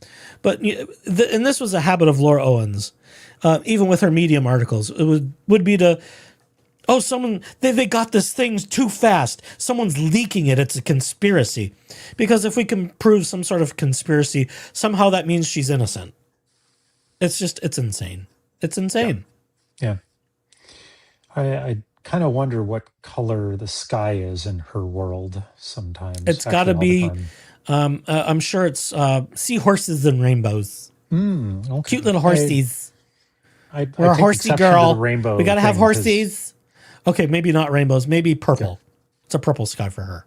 Yeah, maybe. Okay. Let's see. Moving on. Can you scroll up, please? Oh. Scroll more. At the time of the November 11th live stream, the superseding indictment was not accessible on the Maricopa County Superior Court's docket, sealed or otherwise, because it had not yet been unsealed and had not been attached to a publicly accessible criminal case. There was no docket container through which it could be obtained, even if the defendant would not have been able to locate it independently through the court records at that stage. Inserting more picture evidence, blah, blah, blah, blah. So this is the superseded one that's stamped, so the other one doesn't matter, but okay, I'm going to try it anyway. Whatever. I'm a bitch. Don't think too hard. Yeah, I'm really trying not to because this just hurt my brain. Let's see. Moving on. According to a user posting on the Justice for Clayton subreddit, the superseding indictment was not unsealed until December 2nd, 2025, more than 3 weeks later. That same day, online discussion reflected that the indictment had finally become available through lawful court channels, underscoring how closely this case is being monitored once the court opens the record. The sequence matters. Maybe to David Gingras. Maybe Rule 26. Rule 26. This can't happen. It's Rule 26. Yeah. Mm-hmm. Yes. Before a criminal case number is assigned and a sealing order is lifted, an indictment exists only within non-public systems, grand jury materials, prosecuting charging files, law enforcement coordination channels, or clerk intake queues. By design, there is no lawful public pathway to obtain such a document at that stage. The structure exists to protect due process by ensuring that the charges are introduced through the court in a neutral manner and at a time chosen by the judiciary rather than by private actors. This has lawyer speak written all over it. It kind of does, doesn't it? Oh, it's got that salty taste of lawyer. Ugh. Ew. Yeah. Yet here, the indictment entered public discourse before any of those safeguards were in place. This does not require an assumption of intentional misconduct. Yeah, that's intentional misconduct. Okay. There are several plausible explanations for how a document could escape custody without deliberate wrongdoing. Large prosecutors' offices involve multiple layers of access: attorneys, investigators, law enforcement partners, analysts, and support staff. Drafts and finalized charging instruments may circulate internally for review, coordination, or logistical preparation. A failure of protocol, an informal share, or a misunderstanding of sealing obligations can be enough to allow a document to leave uncontrolled channels. And as an information security professional, it is hard to disagree with that assessment, because one wrong move on sharing a file inadvertently or sending it out to an email distribution list that included external entities, et cetera, is entirely plausible. So it's hard to say that is completely fictitious, because it does happen. And sometimes it's not malicious. Sometimes it is completely accidental. It's still a leak, though. And it doesn't mean that whatever was sent out there isn't legit or isn't real. But yeah. So anyway, there's one shred of actual plausibility in this whole thing right now. Anyway, but the source of the disclosure, while important, is not the threshold constitutional issue. The issue is custody and control. Like, if it's just a draft and it's not the final, I don't see how that's like a huge egregious error about like overriding constitutional. That's just a draft, right? But like something happened and some hand got tipped. But the actual charging instruments could very well be, have been edited, and that wasn't the final. So like, I don't know, whatever. Anyway, I think it's a ruse. Yeah, because nothing was known until someone actually went to the courthouse to get records, and then would upload those and share those throughout the community. So while we can claim nefarious means of obtaining any documents. Oh, it's missing a stamp. It's this. Yeah. I don't believe there was anything inappropriate in acquiring any of them. Yeah. I can't say that for sure, but I would be shocked. I would be shocked if somehow, a stack of papers and charging indictments kind of fell from the sky inappropriately. I mean, they're again, not that stupid. But they aren't that dumb. But I mean, sometimes, because we have a bunch of humans involved, sometimes mistakes are made. And that has to be accounted for. It, we don't operate perfectly, and it could be that it was like a reply all to a different email or something that didn't have the right audience on there. I mean, in my day job, there have been a lot of people who have replied all with external entities, even if they are well aware of the situation and they have some degree of right to know about that. The to and CC list is not reviewed thoroughly enough, or somebody adds people back in because they think that they have that, but like it's an internal only thing. Like, and companies are putting in protections and things to try and reduce that so that it's like internal people only, and it's like flagged as a highly confidential document or something like that. Like they're trying their best to make the technological barriers to that happening. But again, this isn't this it shouldn't be interpreted as immediately hostile or somehow trying to upend and undo, this, or undo somebody's constitutional rights as far as the court case is concerned. And again, it's just a fucking draft. It's not like this was a sealed thing that was formally approved and not supposed to, like a minor case involving a minor, or some kind of like sexual assault case that didn't have proper redactions and all that fun stuff. It's just like, okay, like I don't know, I just whatever. I'm off my soapbox. If you insist. Well, I mean, I gotta eventually finish this fucking document. Let's say due process requires that the court, not outside actors, control when and how criminal charges become public. When a sealed indictment reaches the public first through advocacy media rather than through a court order, the defendant is denied protection of a neutral starting point. This case begins not in the courtroom, but in public commentary before the defense can respond through lawful channels and before the court has exercised its gatekeeping role. Wink, wink, wink. That harm is not cured simply because of the indictment, because the indictment is later unsealed. Due process violations turn on timing, notice, and fairness, not on whether the same information eventually becomes public. Once the sequence is broken, the prejudice cannot be undone retroactively. The problem here being is that the trial isn't happening in a court of public opinion. Right. I mean, this all presupposes that everything gets chosen. Yeah. It's all the institutional dismemberment here is just bizarre. Yeah, some of this doesn't make sense to me. I mean, it does kind of smell of some of David's DNA, just because we're arguing due process points, and the tone is a little bit different than some of the other ones. A little bit less emotionally charged. So it's possible that the reason jingrislaw.com is shuttered for the has it? I haven't checked it since the end of the holiday. Is it still in holiday mode? Did he pay his bill? Oh nope, it's back. He's taken it off of holiday mode. Oh, shocking! How generous! Shocking. Mm. Okay. I mean, there was an earlier comment in the chat never finished his about bar stuff. Well, there's an earlier comment in the chat that it could have very well been legal chat GPT plus or something, and like that is lawyer plus chat GPT. Yeah, lawyer plus chat GPT from eBroccoli. Yeah, that would be my preferred method of having broccoli. Would be eBroccoli.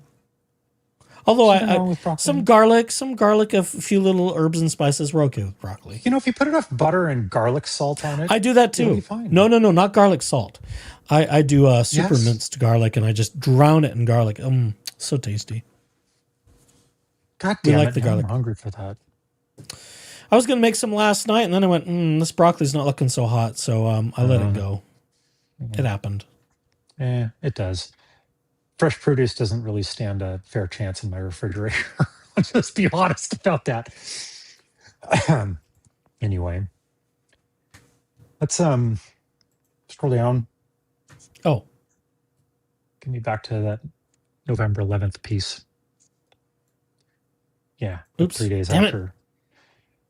God damn it! Can't you scroll? No, I keep hitting my wheel is also a stupid click button, and I always click it. All right. Anyway, back to my performing voice. 3 days after the November 11th live stream, on November 14th, Maricopa County Attorney Rachel Mitchell held a press conference in which she discussed how unusually popular. Oh wait, no copyright. I wanna be I gotta come up with a song for her. Yeah. Femier, I wanna be paternity-er, babyer. Nope, none of it works. Yeah. None of it works. You'll have to come up with something new. I have faith in your efforts, Echoes. I have not done a new song in a little while. Maybe I'm due. Maybe. Anyhow, the held the press conference in which she discussed how unusually popular this case had become online. She described checking her social media notifications, joked about the volume of attention, and acknowledged, almost jokingly, that this investigation generates more online engagement than anything else she sees. Or does. Yeah, well, yeah. Most popular and attentive cases sort of do have a way of doing that. In the context of active criminal prosecution, however, they raise more of a serious concern. Dun, dun, dun. A case unfolding with open awareness of and apparent comfort with an online audience. Prosecutors are not meant to be entertained by public fervor.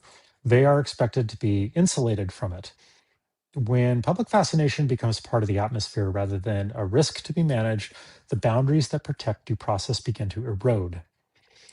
I don't think so.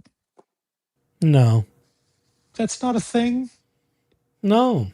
Fucking with a jury is, but not. No, this is going under the presumption. Well, this is going under the desire that when something is being tried in court, no one should be discussing it. This is trying to it's trying to close the doors on the courts, right? Yeah. She doesn't want things to be public as long as it makes her look bad. This is all about image control. Yes. So if she had her way, all of her court proceedings would be sealed and behind closed doors, never to see the light of public day. But that is not the system. That is not the judicial system we have. It doesn't work that way. Now, certain federal things will work that way because it's the feds, but this is not a federal case. Yet, maybe it will be. If there's enough financial fraud and multi-state fraud, there could be some federal shit that gets involved in here. In which case, it may not be quite so. It won't be everyone reading federal court filings, but maybe, I don't know. I'm not sure how accessible that stuff is. I think that there are certain cases in certain in certain types of cases that they are confidential and sealed because of the sensitivity of the nature, and that's something that attorneys can argue for. Like there is 100 years ago, I was shadowing a judge for a high school project, actually, and I was sitting not on the bench, but next to the judge. And I was able to stay for half the day in the courtroom and like really witness what was going on. Like, why the hell did you not go into law? That might have pushed me in a different direction. I was poor and I couldn't afford shit. Oh, like I couldn't afford. Oh, me too. I mean, that's why I was years of paying student loans. I was really tempted. I fancy myself to be a bit of a parliamentarian, like being able to read contracts and like interpret like really complex wording. Like this is even before ChatGPT. Like, and the closest I ever got to this was actually being an insurance agent and actually reading and understanding insurance policies. Now, I get it, insurance, ew, icky. I'm not super fan of that these days. But the end result of being that agent is that I actually enjoyed reading the contents and actually reading the contract, the actual agreement. And I can understand and interpret what they mean when they talk about exclusions and they talk about coverage in these different areas and that sort of stuff. So like, yeah, I probably could have had a different life as a legal type person, rather than a technologist and a security and privacy professional. But I couldn't do that back then because, again, I was like really fucking poor and I had to basically start working when I was 15 in order to just like, I don't know, barely exist. So Had to pay them bills. I did. Ronnie G makes a good point. Her previous article is asking media not to report criminal activity and or for the public not to read about cases to preserve impartiality. Yes. Laura Owens wants everything to be done under the cover of darkness because it's the only way she can get away with her fraud. Well, she's the she's only got way. all this shit to hide. And Is with a hidden system and a corrupt system that she herself, in turn, can manipulate. That's what she's wanting. That's what she's looking for. She's trying to find that chink in the armor that will let her sort of slither into the storm drain and get away with everything. Yeah. It has been since the beginning. And for a decade plus, she's gotten away with it. But now it's caught up to her. Too late. It as it is wont to do, reference my previous comments about how liars eventually get caught because they can't keep their fucking story straight. Yep. And really smart people will figure it the fuck out. Anyway, let's try and get to the end of this thing. And then we'll get to the final shit show. Oh my God. So, taken together, the sequence raises a serious constitutional question whether the state can credibly maintain that this prosecution unfolded within the procedural guardrails required by due process when a sealed... Are those guardrails in the room? Can we identify those guardrails, please? Will the real guardrails please stand up? Please stand up. Please arise Please and be stand up. identified guardrails. Jesus. Yeah. When a sealed superseding indictment was publicly displayed before it was lawfully accessible through the court, whatever, wink, wink, wink. This is not an argument about guilt or innocence. Yeah, right. It is an argument about whether the defendant was afforded the basic due process protections guaranteed at the outset of a criminal case. Fair notice, court-controlled disclosure, and proceeding free from premature public adjudication. Yes, because all cases are decided in the public. Never mind those judges. Never mind the black robes. Forget it. It's all decided in the public. Yeah. Again, this just kind of smells of like we're 5 steps away from going sovereign citizen bullshit, or whatever. But like that, in my less than informed and educated opinion, with this, the fair to make these arguments, bring them to court in the open and make your argument, counsel, and if they then and have an official ruling on it. Don't fucking blog about it. Like this is like the worst spot in order to try and litigate this thing. If you actually want something done about it, you don't do that. You bring it to the actual court and you have it adjudicated by somebody who can interpret the law like a judge with the black robe, but whatever. Okay. Anyway. K-Dub says there's no way she wrote this without help. AI. If she did indeed write it. She's not intelligent. I think there's a little better chance like this might have had David's DNA. Yep. A little more. Could be wrong. It's just my opinion, but I'm allowed my opinion. So tough shit. Yep. All right. Can you scroll up, please? Yes, but only after, because this is for you. Wallace Juno says, this is what I like about the Laura Owens case. Always such interesting people covering it. Nice to hear some of your origin story there. Jeep Daddy. Little tidbits of my. I got to do the Jeep wave. That's just absolutely. I know. I try and ignore it when I'm in a car with you. It's like, oh God. I actually was surprised. Quietly roll my eyes. I'm surprised you didn't comment when because I it was didn't fully take me expecting you long to figure out. It's just a thing. It's like a tick. It's like how the motorcyclists kind of do the sideways hand wave thing. It's like, okay, the Jeep guys have their whatever. Yes. Whatever. The Wrangler, the Wrangler and Gladiator community has that as a thing. We wave at each other. We take care of each other when we're out on the trails. And when, like, if I'm in my Jeep particularly, but if I see another Jeep broken down or there's some distress going on, I stop and I help because that's what we do. We take care of each other. That's lovely. So. And I'll wave hi to Ducky. Hi, Good evening, Ducky. Okay. All right. Am I scrolling? Is that what? Yes, please, because there's the chat and I can't see all the things. I know. All right. I love the chat. Please don't, yeah. Anyway. Yeah, don't piss off chat. I'm not. Chat likes me, I think. Probably more than me. But I don't take it personally. That's why you're here.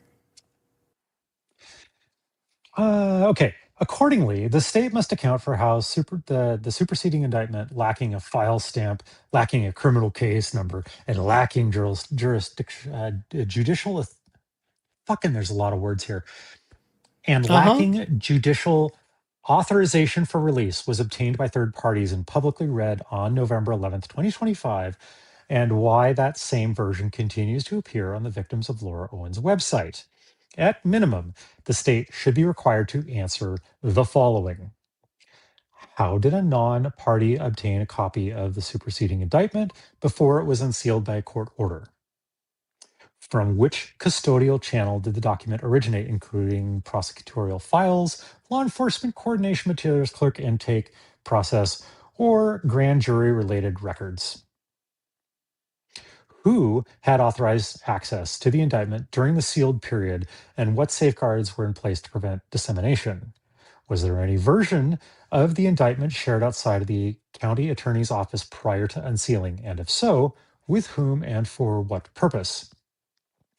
Why did the version number publicly circulated lack a file stamp, true bill certification, and criminal case number confirming it was not publicly released in the court filing?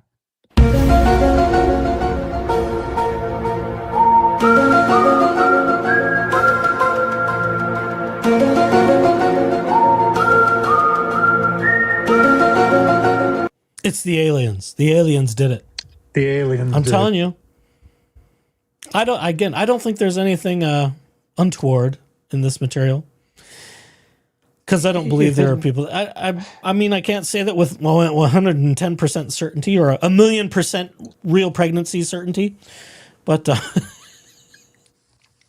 of all the things to be worried about is they got this piece of paper. It wasn't stamped. Who let it leak? Yeah. There are bigger fish to fry than how if that is in fact true, that it somehow got out a little bit too early without being properly stamped. Well, this is. I don't know that to be a fact. This is making that, claims without factual presentation. Yeah, and apologies in advance to any of the lawyers who are watching this live or in the future. This is the procedural shit that lawyers love to get their clients off on technicalities. And that's what David was hoping for, that he failed so miserably at. Correct. So, like, this again just has the stench of, like, it does. Trying to stench call of into David. question and give all of this canoe. and give, like, this air of, like, beyond a reasonable doubt.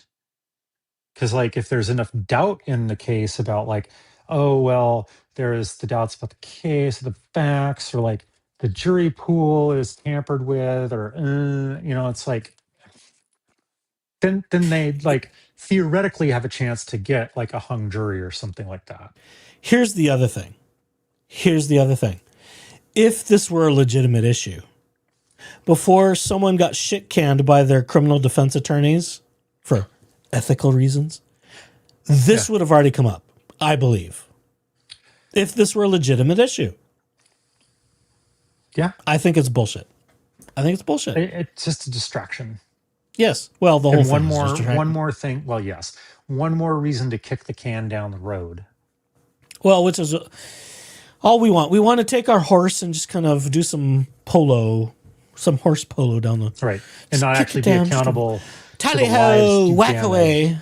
Yes, and go live my life fantastic without owing the people who I've harmed materially in this fucking case. Like, I just get away with it.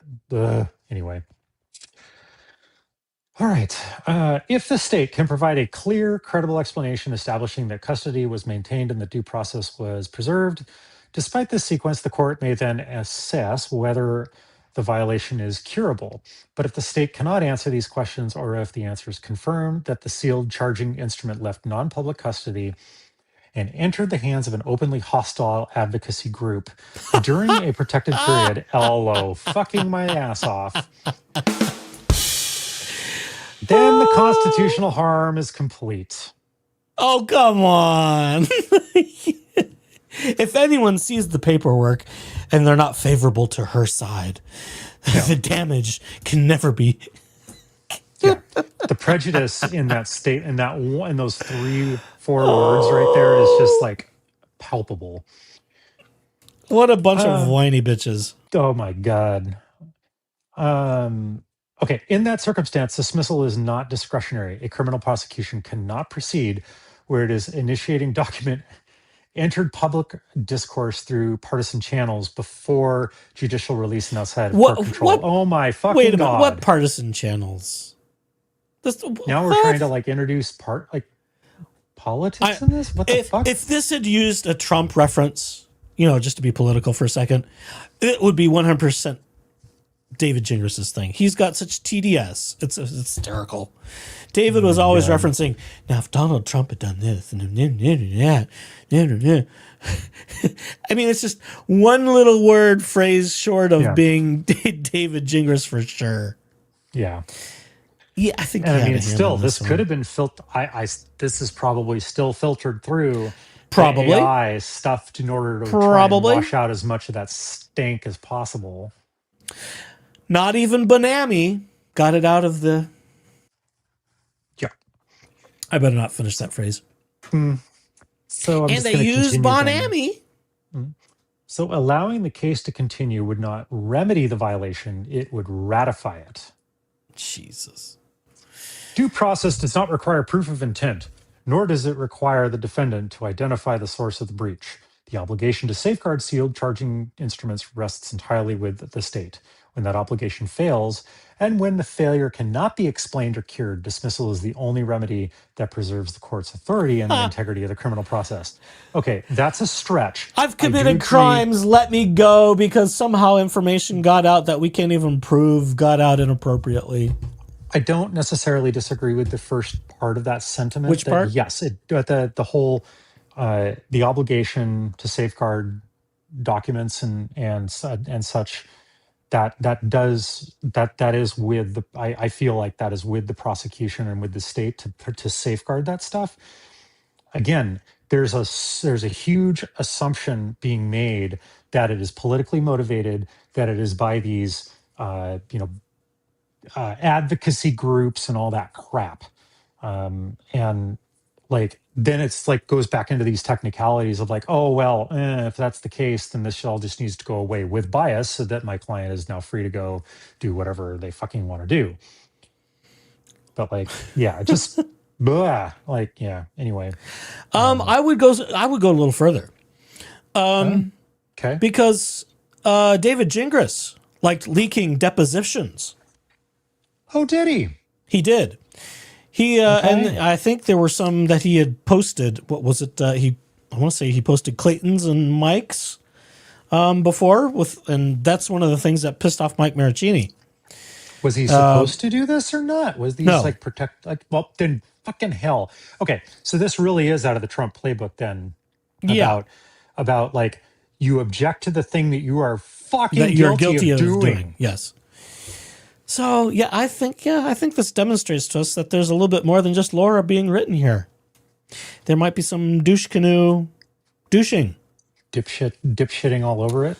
Yeah, dipshitting all over it. Or as some of the chat says, like Batty says, this volunteer has the stench of ginger wine. Is there such a thing? Ginger wine? I hope not. It sounds like it would be extraordinarily strong. That would be like like I like ginger. Don't get me wrong. Not I do too. Gross, but like I used to get dried ginger candied bits. I did too, and it's because when I would ride the bus to and from work, it sometimes it was heavy traffic, really slow, lots of stop and go, very warm on the bus, particularly in the winter and stuff. And like I would get really nauseated with all of that stuff. And so like having a little bit of that candied ginger just to like just take a little bite of it and you just keep it in. Like that sort of like a self-soothing lozenge. Take that down a few notches and actually made me not barf all over a public bus, which was kind of nice. Kind of liked that. Emily Laura Wilson says, this definitely has Davy's DNA over it, all over it. And I heard there's a lot of DNA scattered around the casita. There may be. Back to this again or something? Anyway. We don't know if the Maricopa County investigators took swabs of anything in the casita. We don't know. We could only assume. Davy's DNA, that is. This has a Davy Boy 934-page motion written all over it. Thank God it's not that long. It would be awful.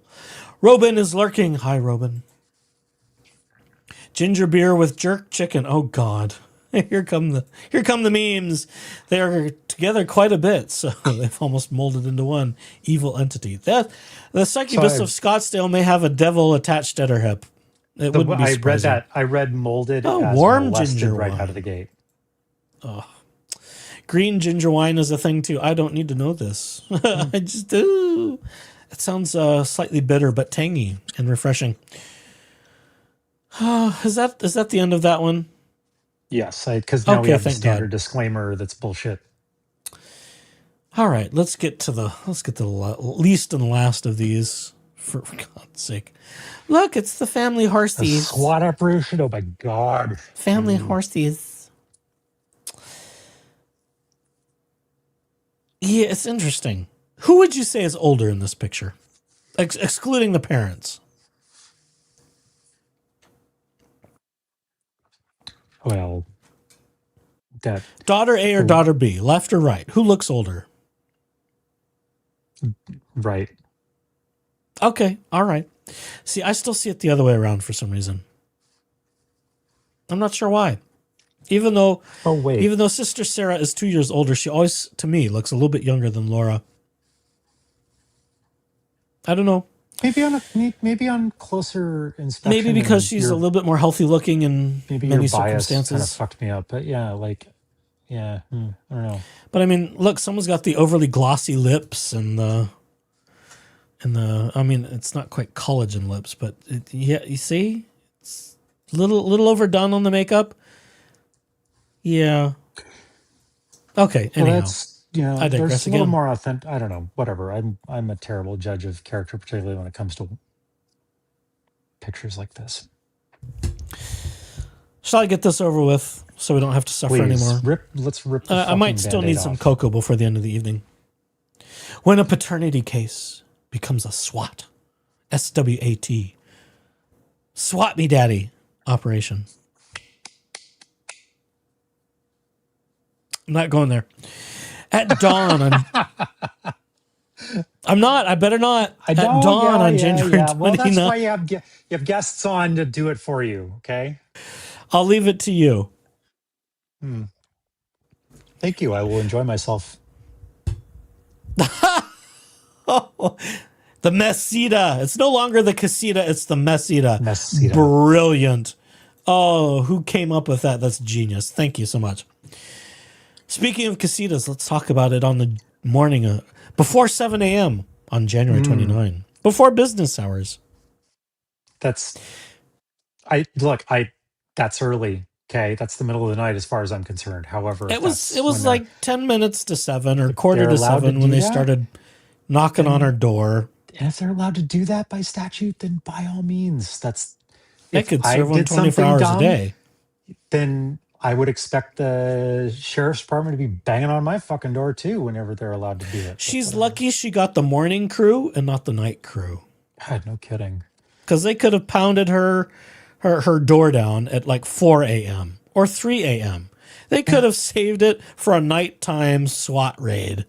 Yeah. God, that would have been even more exciting. They would have had the FLIR on and the night vision, and it would have looked like something out of Ghost Recon or some other game. Or I'd be 1,000% there for that. Yes. Well, they were generous. They treated her with kid gloves. They absolutely did. And yeah, to say that they were violent or extreme or whatever. They had their guns drawn. I've never even seen a gun. Yeah, okay. Yeah, shut up. Right. Shut the fuck up. Sit down and someone, if anyone needs a ball gag when they're in trouble, it's Laura Owens. Yes. I mean, really. Oh, yeah, because she can't invoke her, she's invoked her right to remain silent, and yet she could not fails shut to up do for so. 5 seconds in any of that video footage. Yeah. Oh, you can't do this. Oh, I need to talk to my attorney. My daddy. Oh, my this. Oh, mom, they took your phone. Oh, it's just like, oh my God. Don't sit in that chair. Oh my God. Someone slip her some Adderall and shut her up. God, no kidding. Jesus Christ. Well, why don't you get started with this article? I'm going to take an intermission, so please boot me off the stage. Oh, all right, fine. I will expunge you while I recite. Let me recite for you, chat, and everybody else, especially those of you watching on Replay Crew. Thank you, Replay Crew. We love you. We miss you not being here in chat, but that's okay too. We need your views as well. Everyone counts here. Yes, they do. Where was I? Keep getting interrupted, even by myself. At dawn on January 29, 2025, a SWAT team executed a raid on the Scottsdale property where Laura Owens lived with her parents. It doesn't say aged parents this time. That's interesting. 16 officers participated in an operation. They arrived before sunrise and before 7 a.m. They can't do that. They're not supposed to show up before 7 a.m. Someone, maybe David Gingras, told Laura Owens they wouldn't show up before business hours. Oh, how many businesses open at 7? Well, they don't call it 9 to 5 for no reason. The target was not a fugitive. It was a pregnancy faker. There were no allegations of weapons, explosives, or violence. That doesn't mean there couldn't have been any. We don't know. Neither do they. There could have been. I mean, what? Are you going to put on signage? We don't have weapons or explosives or violence. Please. They go in to be prepared for all circumstances at all times. No threats had been made. Debatable. With how many times someone called the police to report all kinds of things. No one inside the home had a criminal record. Yet. Owen's parents, who also lived on the property, included her 80-year-old father, Ron Owens, who has publicly lived with Parkinson's disease for more than 2 decades, and her 69-year-old mother, who has a non-existent Peabody Award. This reads like Laura again. And yet the response was indistinguishable from what police departments reserve for their most dangerous cases. Not true. The fact matters not because of who Laura Owens is, but because of what SWAT units are for and what they are not. Because I, Laura Owens, should be alone allowed to decide what SWAT should be for. And I, Laura Owens, should thusly declare that I should never see handcuffs ever in my life. I should never be charged with a crime. Never, ever. I'm so perfect. I'm Laura Michelle Owens. I'm mommy's favorite girl, and I never do anything wrong. Okay, I'm kidding. Less than a year earlier, on May 9, 2024, the Scottsdale Police Department publicly described the purpose of its SWAT unit on a Facebook post. The department wrote, and this is allegedly quoted. I have not researched if this is an authentic quote. If it's a legitimate quote, someone else can fact check. We're just reading off of this silly piece of paper here. Actually, against the worst and most violent offenders, our SWAT team serves search warrants to arrest and capture dangerous armed suspects. They respond to hostage calls and barricaded suspects. Laura Owens barricaded herself in the casita. She refused to come out. And they were seconds seconds away from smashing that door the hell down, just like a window of a stupid sovereign citizen who rolls it up. She was seconds from getting it smashed out. Wouldn't that have been amazing? Sigh, it was not to be. They do constantly train for the worst case scenario because that's typically when our community needs them the most. And who's to say that couldn't have happened with Laura Owens? Only Laura Owens would say that would never have happened with her. That's not ambiguous language. It's an explicit statement of scope. No. SWAT exists by the department's own definition. We're going to use our own definition against them. For dangerous armed suspects, hostages, barricaded individuals like Laura Owens, hiding behind the screen, the uncuttable screen door of her glass house, casita. Mess, cita. And worst case scenarios where lives are at immediate risk. Those dogs' lives are at immediate risk. I'm just saying. Nothing publicly alleged about Owens, including by her harshest critics, places her in any of those categories. She was not accused of violence. She was not accused of possessing weapons. She was not accused of threatening anyone. She was not accused of attempting to flee. Just because there are not accusations of any of those things does not mean they could not have been true and would not have been worth extra measure of safety precautions by the SWAT team. The underlying conduct involved court filings and communications arising from a paternity dispute. That's not all it involved. Also involved someone taking personalities. No reasonable reading of Scottsdale PD's own standards places that conduct anywhere near the circumstances described in its SWAT mandate. What followed deepened the concern. Only by Laura Owens. Members of the online group of Clayton Eckert's supporters, known as Justice for Clayton, raised money to obtain body cam footage of the raid. Yes, we did. And it was glorious. The footage was then circulated online, clipped, replayed, and discussed. Not as evidence, but as entertainment. I did both. I take exception to that. It was both entertaining and it was evidence. It was both. I think Schnitzel Ninja presented it more as evidence than just entertainment because there wasn't much commentary. The raid became content. Yes, it did. My little fraud. Body cam footage exists for accountability. That's not all it exists for.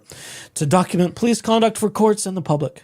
It is not intended to be monetized on a fucking YouTube channel by Dave Neal and other content creators that I, Laura Michelle Owens, absolutely hate for exposing me. Poor Am I paraphrasing thing. too much? Wah! Yeah. Boo-hoo. Yes, memeified. Oh no, how dare we make a mockery of it and use memes? How dare we? Or used as proof of guilt by spectacle. Well, what else are they going to use? Evidence is evidence. It doesn't matter if it's put online or not. If it enters the court case, if it enters the court of law at all, it will be evidence. Something that Laura Owens is a very big failure at is bringing evidence into court. Yet in this case, the tactical nature of the raid itself was treated as validation. If this response was extreme, then the target must deserve it. Well, I mean, it's SOP for them. Full tactical, Didn't bang look on out the of the door. ordinary You for don't any- come out, they're going to come crashing in. Yeah. It doesn't matter if you're a pregnancy fraud or if you're a drug terrorist. That's what's going to happen. The same people are going to come get you. That's what they do.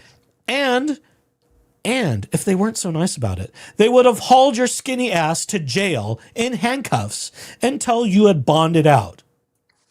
Which is really, I guarantee think. you, if she was anything other than a white girl, her ass would Oh, I have been promise. hauled out of there. I in promise. And you're not shackles. the first to have said that. If she were any other demographic, she would Anything other have than been white girl. tased and drug out of there by her short hairs.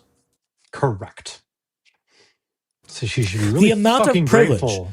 The amount of privilege, even as she gets indicted, she has enjoyed is extraordinary.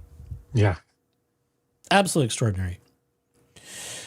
While the majority of comments were from Eckert's supporters. Well, am I an Eckert supporter? Not specifically. Not exclusively. You're anti. He was more credible. LO, so therefore you clearly must be. Well, but then that dismisses the other guys. Well, of course. That's too minimalizing. Too minimalizing for me. The Eckert supporters, and the Maricini supporters, and the Gillespie supporters, and the I better not mention the other names. Never mind. I was being facetious, so whatever. I know you were, but I'm just responding to the text here. We are not just Eckert supporters. We also support. Yeah, it's time to wrap this up. We also support Layla of PS Creative Studios, who this fraudulent bitch tried to take advantage of and charge back for studio time that Laura and David used and did nothing with in the end. We support them. That doesn't make me an Eckert supporter. We also support Mike Maricini and Greg Gillespie, other victims of this bitch, including Sean Rowenhorst, right? The contractor guy who built some of the stable stuff that she tried to sue so she didn't have to pay him money, which was like $100,000. One more page out of the Orange Menace's playbook, but yes. So many pages. We support all victims of Laura Owens and all victims of the Owens family, be it Laura Owens, Jan Black, Elizabeth Ann Naylor Owens, or Ron Owens himself. We'll support all victims of any of the Owens family. I won't limit myself to just Eckert. Jesus. Hell no. Let's see. The majority of comments from Eckert supporters who loved the footage. Some public reaction reflected that dissonance. Online observers, seeing the footage and descriptions, compared the operation to counterterrorism raids. One comment read, "They're acting like she's an international terrorist. It reminds me of when they found bin Laden," another said. "This looks like they're searching for a terrorist." Well, it is domestic terrorism. It is. More or less. Being a menace and being a vexatious bitch, dragging men through the court system because they don't want to date you and they don't want to marry you. And then you go through some sort of unhinged, maniacal fantasy of dragging them through the system, of trying to get them to lose work the way Laura Owens did with Clayton Eckert when he had some speaking engagements and she personally contacted them. That's tortious interference. That is a civil penalty. Clayton could have sued the fuck out of her for that. I don't know what his damages were there, but he could have. Because she lost work by being a fraudulent, maniacal, conniving bitch. Hard to argue with that. I know. Am I getting too excited? I keep hoping that Clayton will get another windfall of cash and just finish going after her. And, you know. I mean, it sounds like he's got plenty of grounds to continue to go after her. But I mean, it's like at what, but like probably for years. At what point? Like, because if defamation, other she's fraud, already insolvent, and already filing bankruptcy and all these things, like it's kind of that. She's proving how much more orange juice can you squeeze out of a dead orange?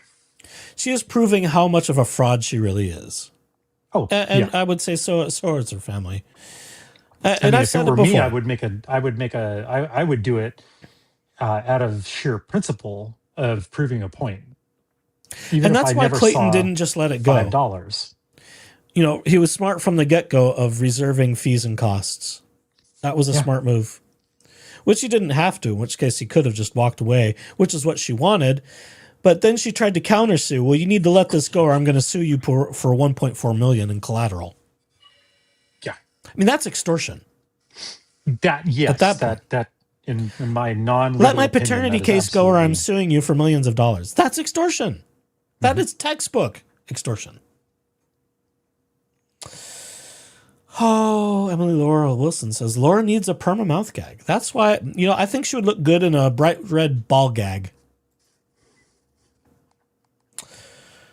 Oh, what else? Jen the Couch Fairy says, I don't see how this could be written by anyone other than LO. It's absurd. Yeah, this one specifically. I think it's a good chance the previous one was Dingus influenced. It felt a little more legal, it was very massaged. Lots of technical, what am I saying? Technicalize? Is that a word? Technicalities?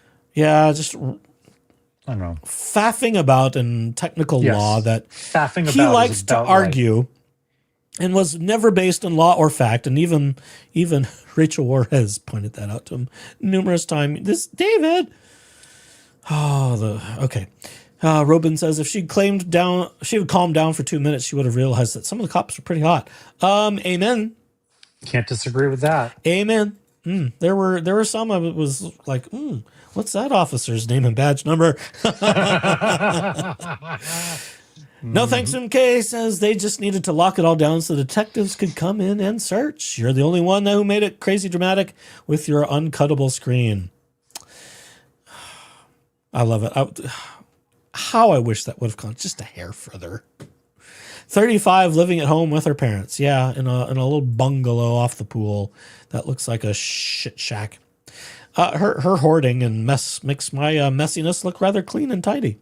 Yeah, living like a hoarding pig bag. SWAT team was so harsh they took care of her dogs. They sure did. They left the dogs in there. Someone's officially expunged. So I don't want to throw a lot of shade too much on people who don't have a choice but to go live with their parents at any kind of age. Like, yeah, that by then you should have launched, right? But like, I understand that there are a lot of extenuating circumstances right now with the current climate that we live in and the economy and inflation, and like COVID didn't help much, as far as that's all concerned.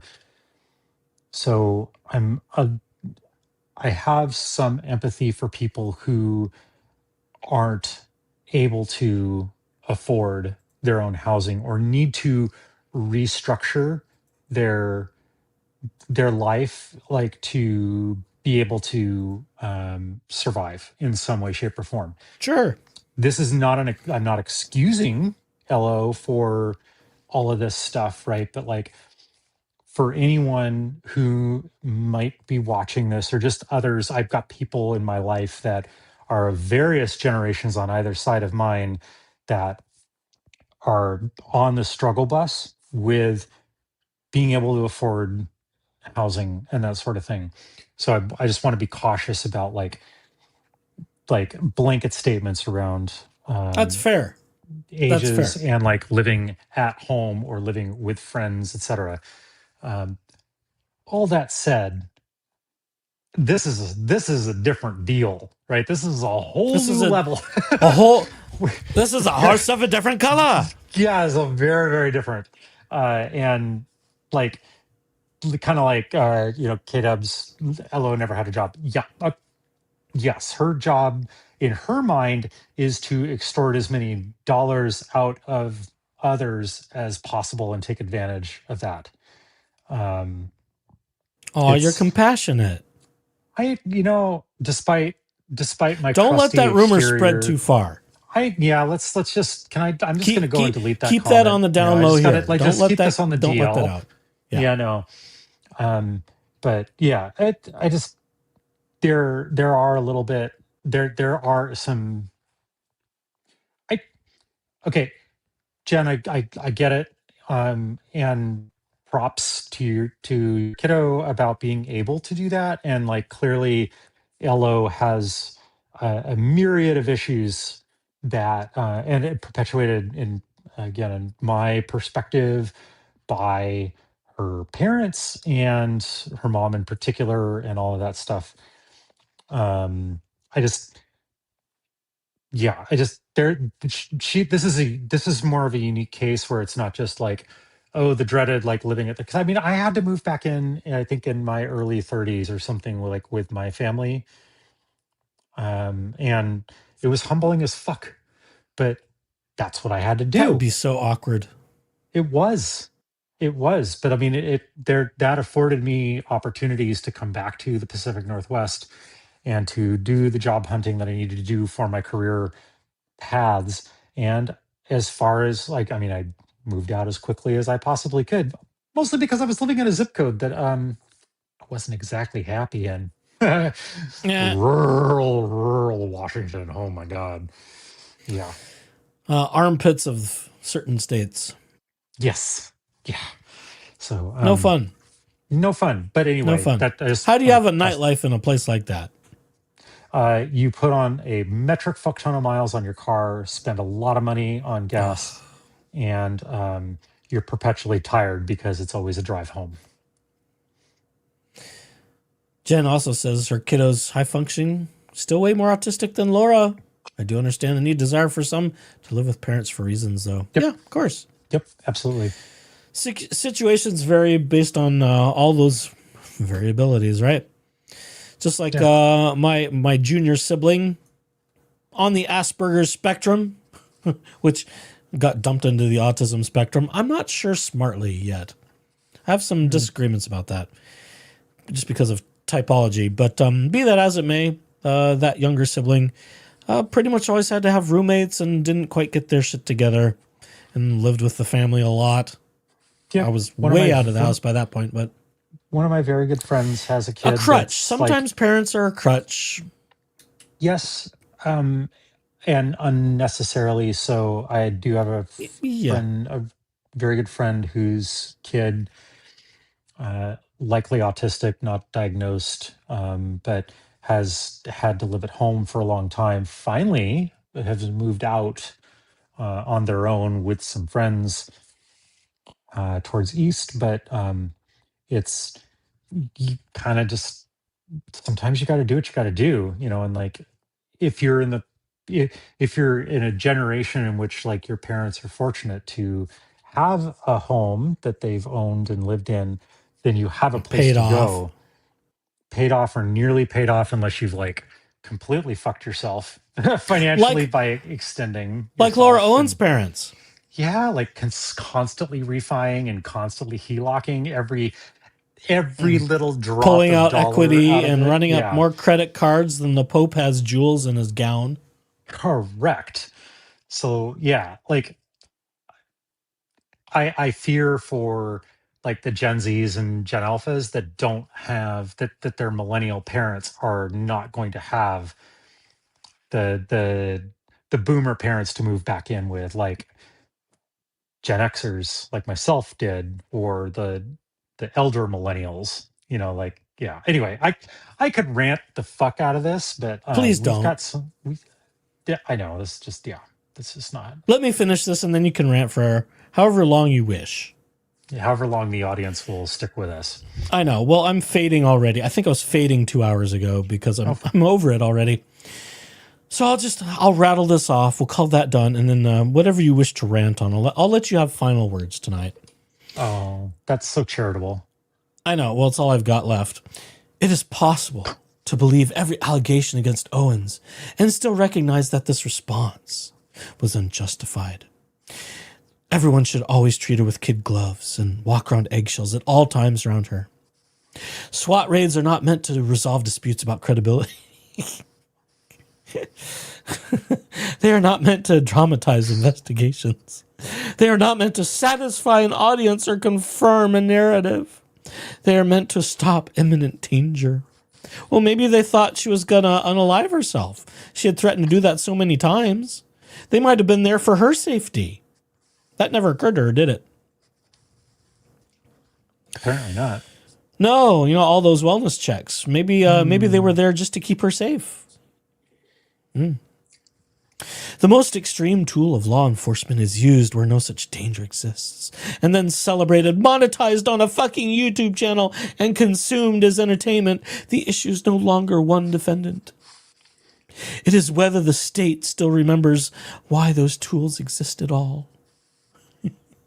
Because when a state deploys its most extreme law enforcement tool, no, that wasn't the most extreme, not by a long shot. Oh God, no. Tear gas would have been very entertaining too. Tear gas riot shields. They probably had some of that. I wouldn't be surprised if they were loaded for bear. Probably. It's Arizona. Some of them probably were bears. Maybe. Never mind. Because against non-violent defendant with no criminal history in a case rooted in family court filings, while thousands of similarly situated cases are handled civilly and quietly. The issue is no longer judgment or caution. It is selective prosecution. I'm a martyr. I'm being targeted. Oh. Okay, there we go. There was another one. Woe is me. I'm feeling faint. I'm feeling faint by being prosecuted by Rachel Mitchell. Where's my fainting couch? Oh. That's what she needs. It's probably under the clothes. Probably. It's under that metric shit ton of clothes. Oh my God. It's selective prosecution, made visible not by what the law required, but by who the defendant filed the what? We just had a grammatical shit on the bed. Made visible not by what the law required, but by who the defendant filed the comma. Oops. Proofreading. How loudly the internet demanded punishment and how willing the system was to oblige. It's like we're missing a whole phrase there. Yeah, it's kind of like brain just like stop. Yeah. And I shit the bed there. No disclaimer at the bottom either of this one. No. Well, other than this website is owned independently as a nonprofit. Not that. It's the little small italics thing. Yeah, I know the filings and that. Yeah. Was this an earlier one? When was the date of this one? 16. Whatever. Yeah, all right. Well, there. That's enough of that bullshit. But what would you like to rant on about now? Now that we have concluded our Laura Owens time for today. What a dumb bitch. What an entitled histrionic nightmare. To use a meme phrase, a condom would have prevented this. I'm just saying. That's the kindest way I would have thought that. I'm just saying. I was going to... The moment you said that, I thought of Full Metal Jacket, and I'm just like... Birth control would have prevented this. Looks like the best part of you ran down the crack of your mama's ass and ended up as a brown stain on the mattress. It's unfortunate. Yeah. And it's unfortunate that so many men were targets and so many other non-relationship ventures were targets. She's just never learned her lesson. Oh, I'm sure we could find something. I'm sure we could. Maybe. The thing is that really, this is one of those cases, and I don't say this often, where people who are theoretically, functionally able to have children, I'm not totally sure that she is. Things have come and gone. Oh, I can have children. I can't have children. I can. It's been back and forth. What the truth, whether the truth is among them, remains to be seen. I'm stealing Pious from Harry Potter. One hears many things, my lord. Whether the truth is among it is not yet clear. Oh, Pious, I think we may have a use for you. Yeah. Where I was going was, in circumstances like this, tubes should be tied. She should not be allowed to have kids, even if she's physically capable of. In this situation. That's an opinion. There are people who are not mentally fit to have children. I would be afraid of the level of abuse a personality like her would subject them to. She would have to have supervised visits by some agency to make certain that those children are neither neglected or abused, because she is such an abusive piece of work. Yeah, the whole personality there is just like ripe for abuse. And it's interesting because, like, I think of my own situation with my own bio dad, like it was never part of his plan to have kids, and yet he had two, me and my little sister. And the thing is like he, much like Lo and maybe Lo's mom, probably shouldn't have done the kids thing, because I can only relate it to my own experience, right? So my bio dad was a piece of shit and abusive and an asshole, narcissist, like whatever label you want to like throw into that whole thing. Insert your descriptor. Insert your preferred descriptor here. So had he had any kind of like birth control sort of stuff, I wouldn't be here. So it's kind And of the world would be interesting. poorer there. I'd like to think so. Not to be egotistical about it, but again, Well, you like can. I think it would, because like I have excellent friends and my chosen family, which includes Echoes here. And hopefully I'm value add, not just in snarky commentary on That's definitely a random value YouTube added channel. service. It is a value add in that respect. But like I the kids should not be penalized for the parents' misgivings and their inability to properly adult and properly human. That said, I kind of agree with the notion that there are certain people that just probably shouldn't do that. And I could 'Cause, bring like, this to another case. there's totally trauma involved, right? Like I could look at my own life and be like, okay, well, my dad did an immense amount of damage to me in through his work. I mean, and and it's compounded because of like the Mormons and other things and all that stuff. But like the whole deal, like I don't know, like that there's certain people that just probably shouldn't, because of these types of personalities that they have and they hold, and that shouldn't probably may not be a good idea to continue to replicate that. Yeah. And to I wanna drive be- the point home further, Yeah. Lynette Preston, who is the primary lunatic, she's not the only one, in the What the Hales case. She's the crazy old bat running around trying to suckle off Jeremy Hales. She adopted a little girl. She allegedly, according to some, committed fraud to obtain this adoption so that she could use the little girl as grift bait. Oh, you need to get my adopted little baby Christmas gifts. You need to do this so that my adopted little baby can have a place to live and a place to sleep and bada bada bada bada ba. The child, who I think is 6 or 7 now, has never been in school. And I think it's turning into developmental handicap of certain types, because we live on a trash heap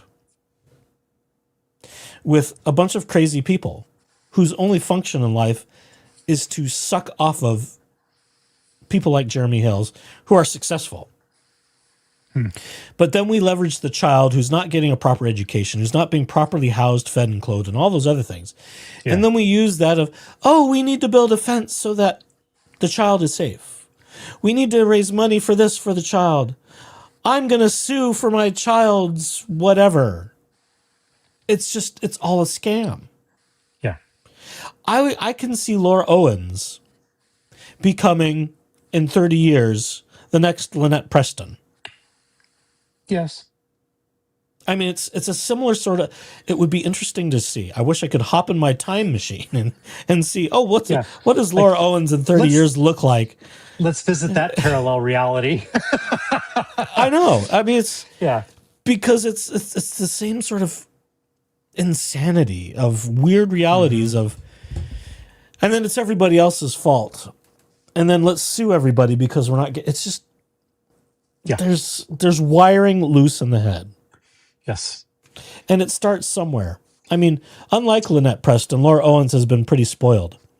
And, I'm going to again say that I don't think Ron Owens was quite as well-to-do and well-off as it was publicized. I think some of that was media bullshit to increase the value of the radio station before it started changing hands. Yeah, probably. Oh, all of our on-air talent is getting paid millions, so our station is worth. I think there's a lot of that tied into that people haven't really covered or thought about. Mm-hmm. I think Ron made a decent living. Could he afford a $3 million house in San Francisco in the 90s? I'm not so sure. The finances say that no, they couldn't. Yes. Again, Big Tiff Dog has covered all the financial stuff and talked about the houses and the bankruptcies. If you want to learn more about that, go see Big Tiff on her channel. She hasn't said a whole lot lately, so she may be taking a little hiatus because how much do you really want to talk about the money of this crazy family? But since the 90s, they had been misspending hundreds of thousands of dollars, and you can't explain it all away with the wave of a magic wand. It's like, oh, well, Ron Owens just bedded away all of his millions of dollars. If that were true, there would be people that say, oh yeah, I saw Ron lose like 100,000 this one day, and then I saw him lose 250 the next day. There would be some trail of history because he didn't go out alone. Usually, according to reports of friends of the family, Ron was kind of partying a little bit. He would gamble a little bit, but he wasn't going out every day all by himself, blowing tens and hundreds of thousands of dollars every month. Yeah. There's not evidence of that, at least not presently. So I think all of the built-up bullshit about how much Ron Owens was worth was in fact bullshit. And it was just posturing. It was posturing to make the station look good. It was posturing to make the family look more important and more elite and more Hollywood ready than they were. At best, they were upper middle class is my estimation.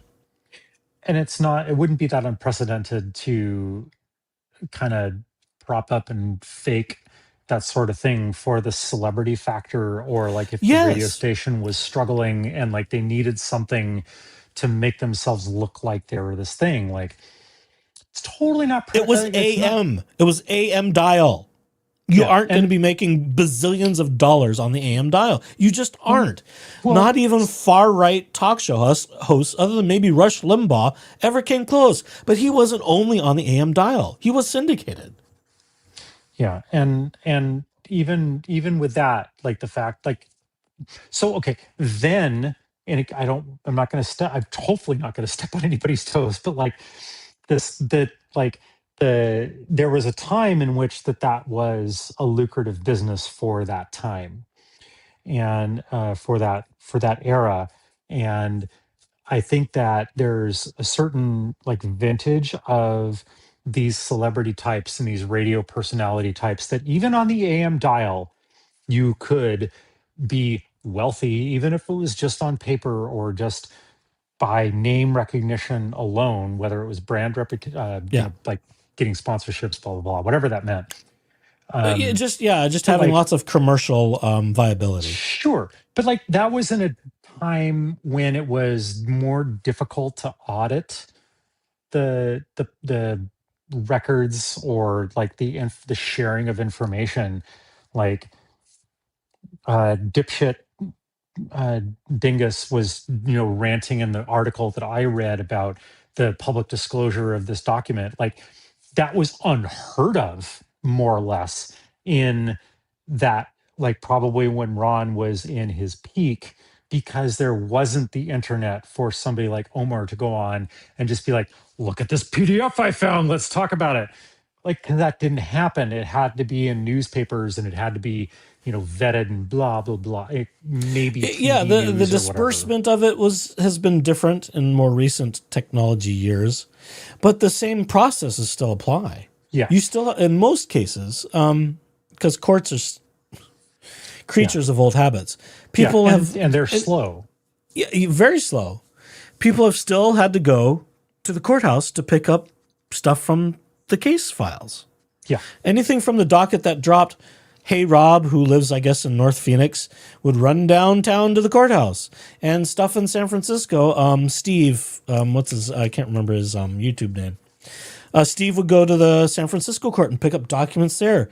And because Steve and Lauren Knighty were kind of close in that regard, Lauren was one of the first to get stuff when it came to Mike Maricini's thing. So stuff kind of trickled through different people through different ways, and eventually it all kind of ends in one repository. But it still required people to do the legwork. So we aren't, unfortunately, at a place where everything that the second it gets entered by a court clerk that it's sitting on the internet waiting to be ad. We're not there yet.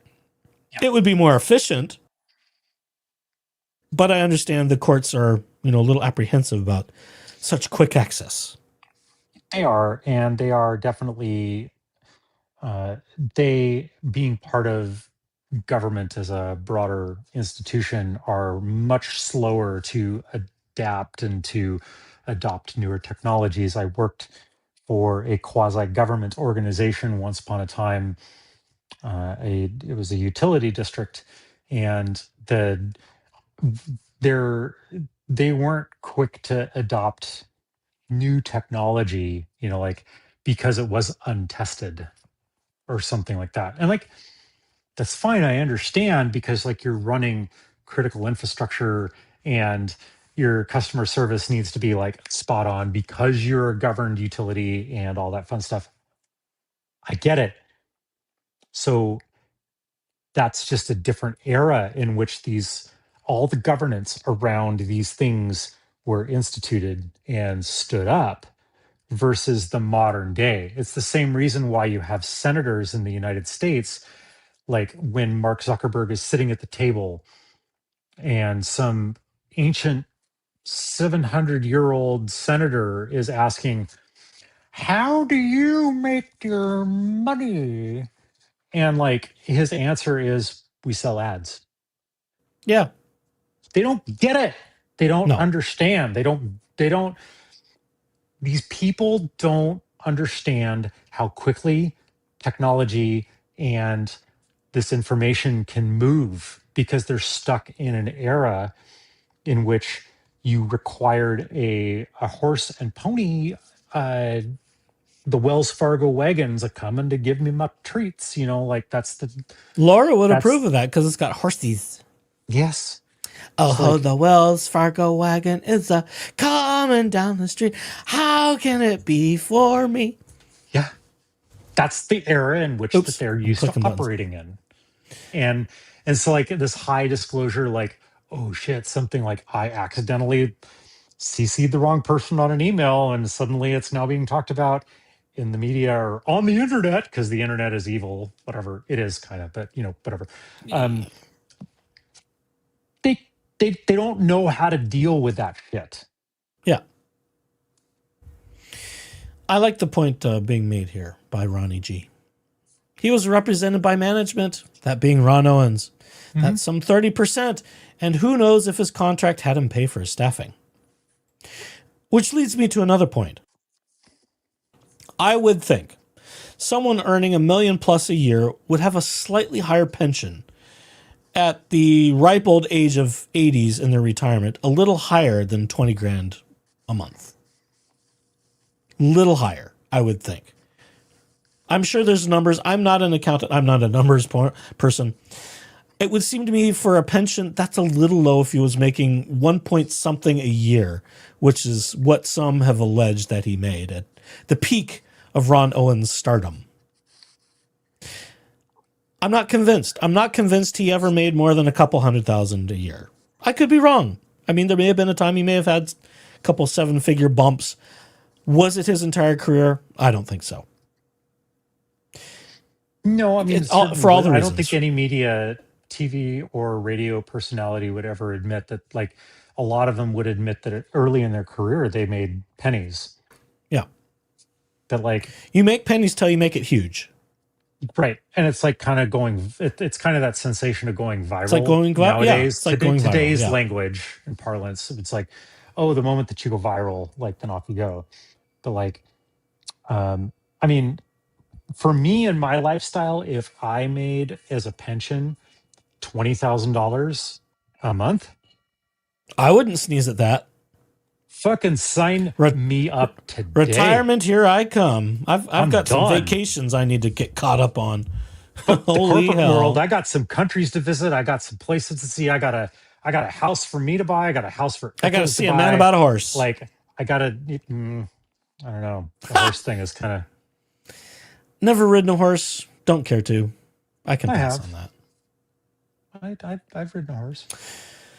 Oh, let's see. Karaoke says Jen also had a pension. Jen had something because she has to pay some income tax. I forget all the numbers. Again, I think Big Tiff Dog has covered the money stuff pretty well. Is it possible he cashed some out early?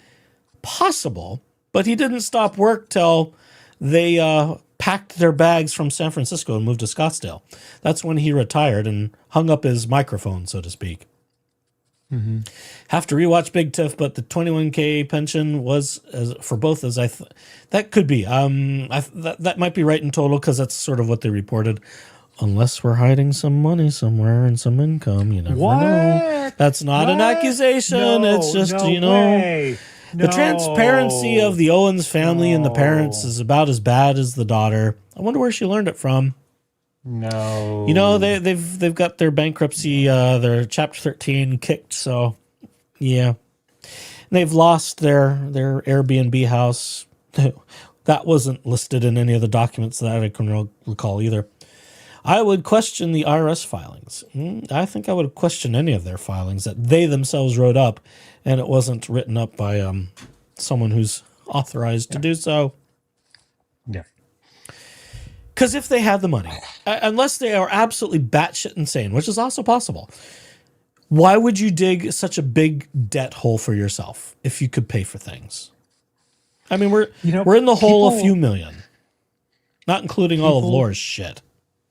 People do weird shit. It's the typical, like, so if you or I were to win, let's say that we had won Murphy's Law there. Well, let's say that you and I had won that big ass Powerball that was yes, please, a couple weeks ago, $1.7 billion. I like the monthly allocation on that is for the next 25, the annual allocation was like going to be, I don't know, 40 some odd million a year. I could do 1 month of that and be fucking set. But yeah, it wouldn't take much. But oh yeah, people, and there's a reason why these shows and these documentaries around like My Lotto Life on TLC or whatever the fuck is out there nowadays. That's a show? Oh, I'm so out of touch. This is a while ago, but like TLC is absolute like the McDonald's of fucking reality TV. It's the things I miss not having cable TV. But they would do this My Lotto Life or something, and like they would win a big ass power like number, and then they would blow it because they're not like they would have to go and buy that. They're drowning in it and they just spend it all. And like 7 Lamborghinis and shit like that. And I'm just like, bitch, I just want to pay off my fucking house and be able to pay, like, I want to go and visit my mom and my kittens, like her kittens, and like that's all I want to do. My kittens? Mike, that was a possessive term there, sir. Are you going to come home with kitties? We're not going to talk about that. Edit that out. Oh, okay. We'll talk later. We'll talk later. Like, carry on. Yeah, but point is, for my 17,000th rant of the night, there are people who get that kind of money in their accounts and they just lose their goddamn minds and they don't make good decisions around that. I know what I would do with that kind of money. I would obviously pay off all of my debts, but I would also go and pay off any of my mom's debts. I'm waving to IB. I would taking out the doggies. See, IB.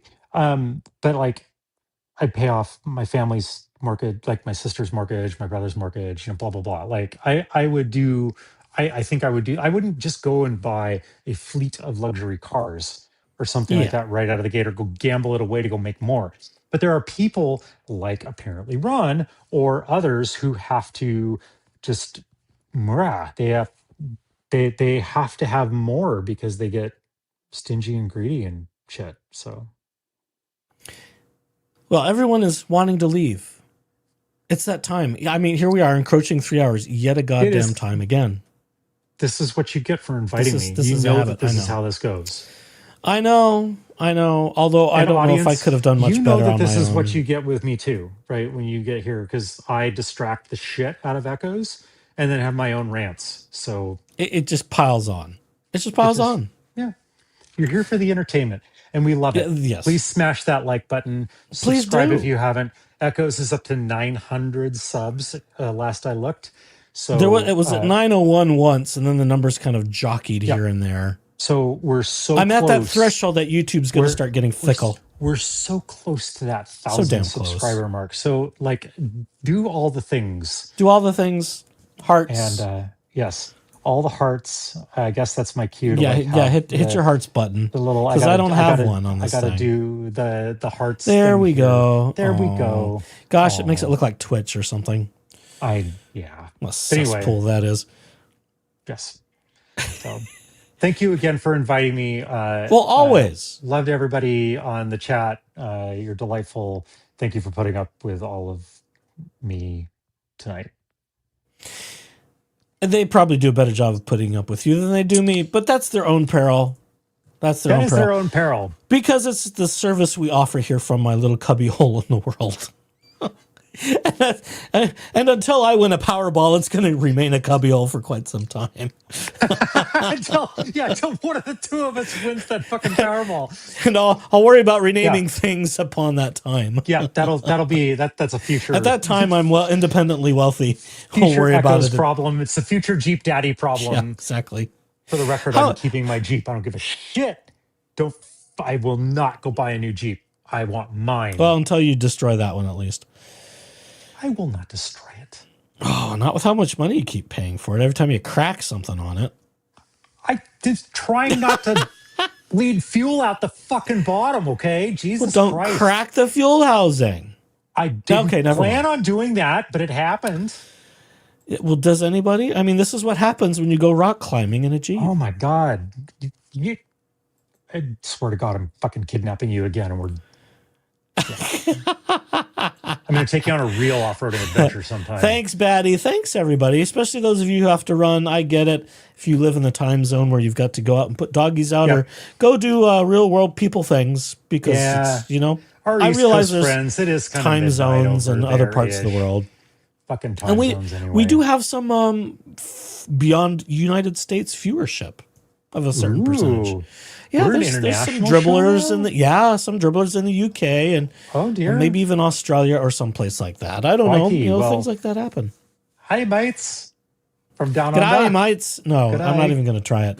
I sound like a bigger ass than I already am. Whatever. Yeah, I've already offended all the Indians and God knows who knows, but not the dot version. But that's enough to put a bookmark in the episode of Lore Owens for today.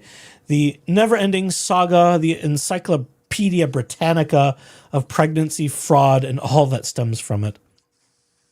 So on that lovely note, folks, thanks for joining us. Thanks for being part of this craziness. It'll continue until she's in prison. What else can I say? Until they lock her away, we'll hear. There will be some regular stuff. There's always going to be more. This is the herpes of the internet. This is just going to keep on giving. What an image. You're good for that. Yes, I know. Thank you so much. Jesus. Yikes. Yeah. #yikes. I can't leave it on that. That's just terrible. That's just horrific outroing. Have a better outro. Don't blame me. Christ. Well, to make this easier on myself, let's do it that way. Thanks again, everybody, for joining us. And of course, Jeep Daddy will always be around when he's so inclined and can't help himself but to grace us with his presence and intellect and rapier wit as only he can. If not tripping over trees and bushes on Jeep trails. So next time things we'll see what happens next. There was a DUI follow-up coming up later this week. I meant to have the entire schedule of things going on for the next couple of weeks in Laura Owens' universe and David Jingers' universe, that being his DUI case and the Arizona bar stuff. I didn't do that because I was rushing. So we'll talk about that at some point in time. All the future dates for your sick and twisted pleasure. So until next time, folks, whenever that may be, we'll be among the many that talk about it. So thanks again, and we will see you next time. So long for now.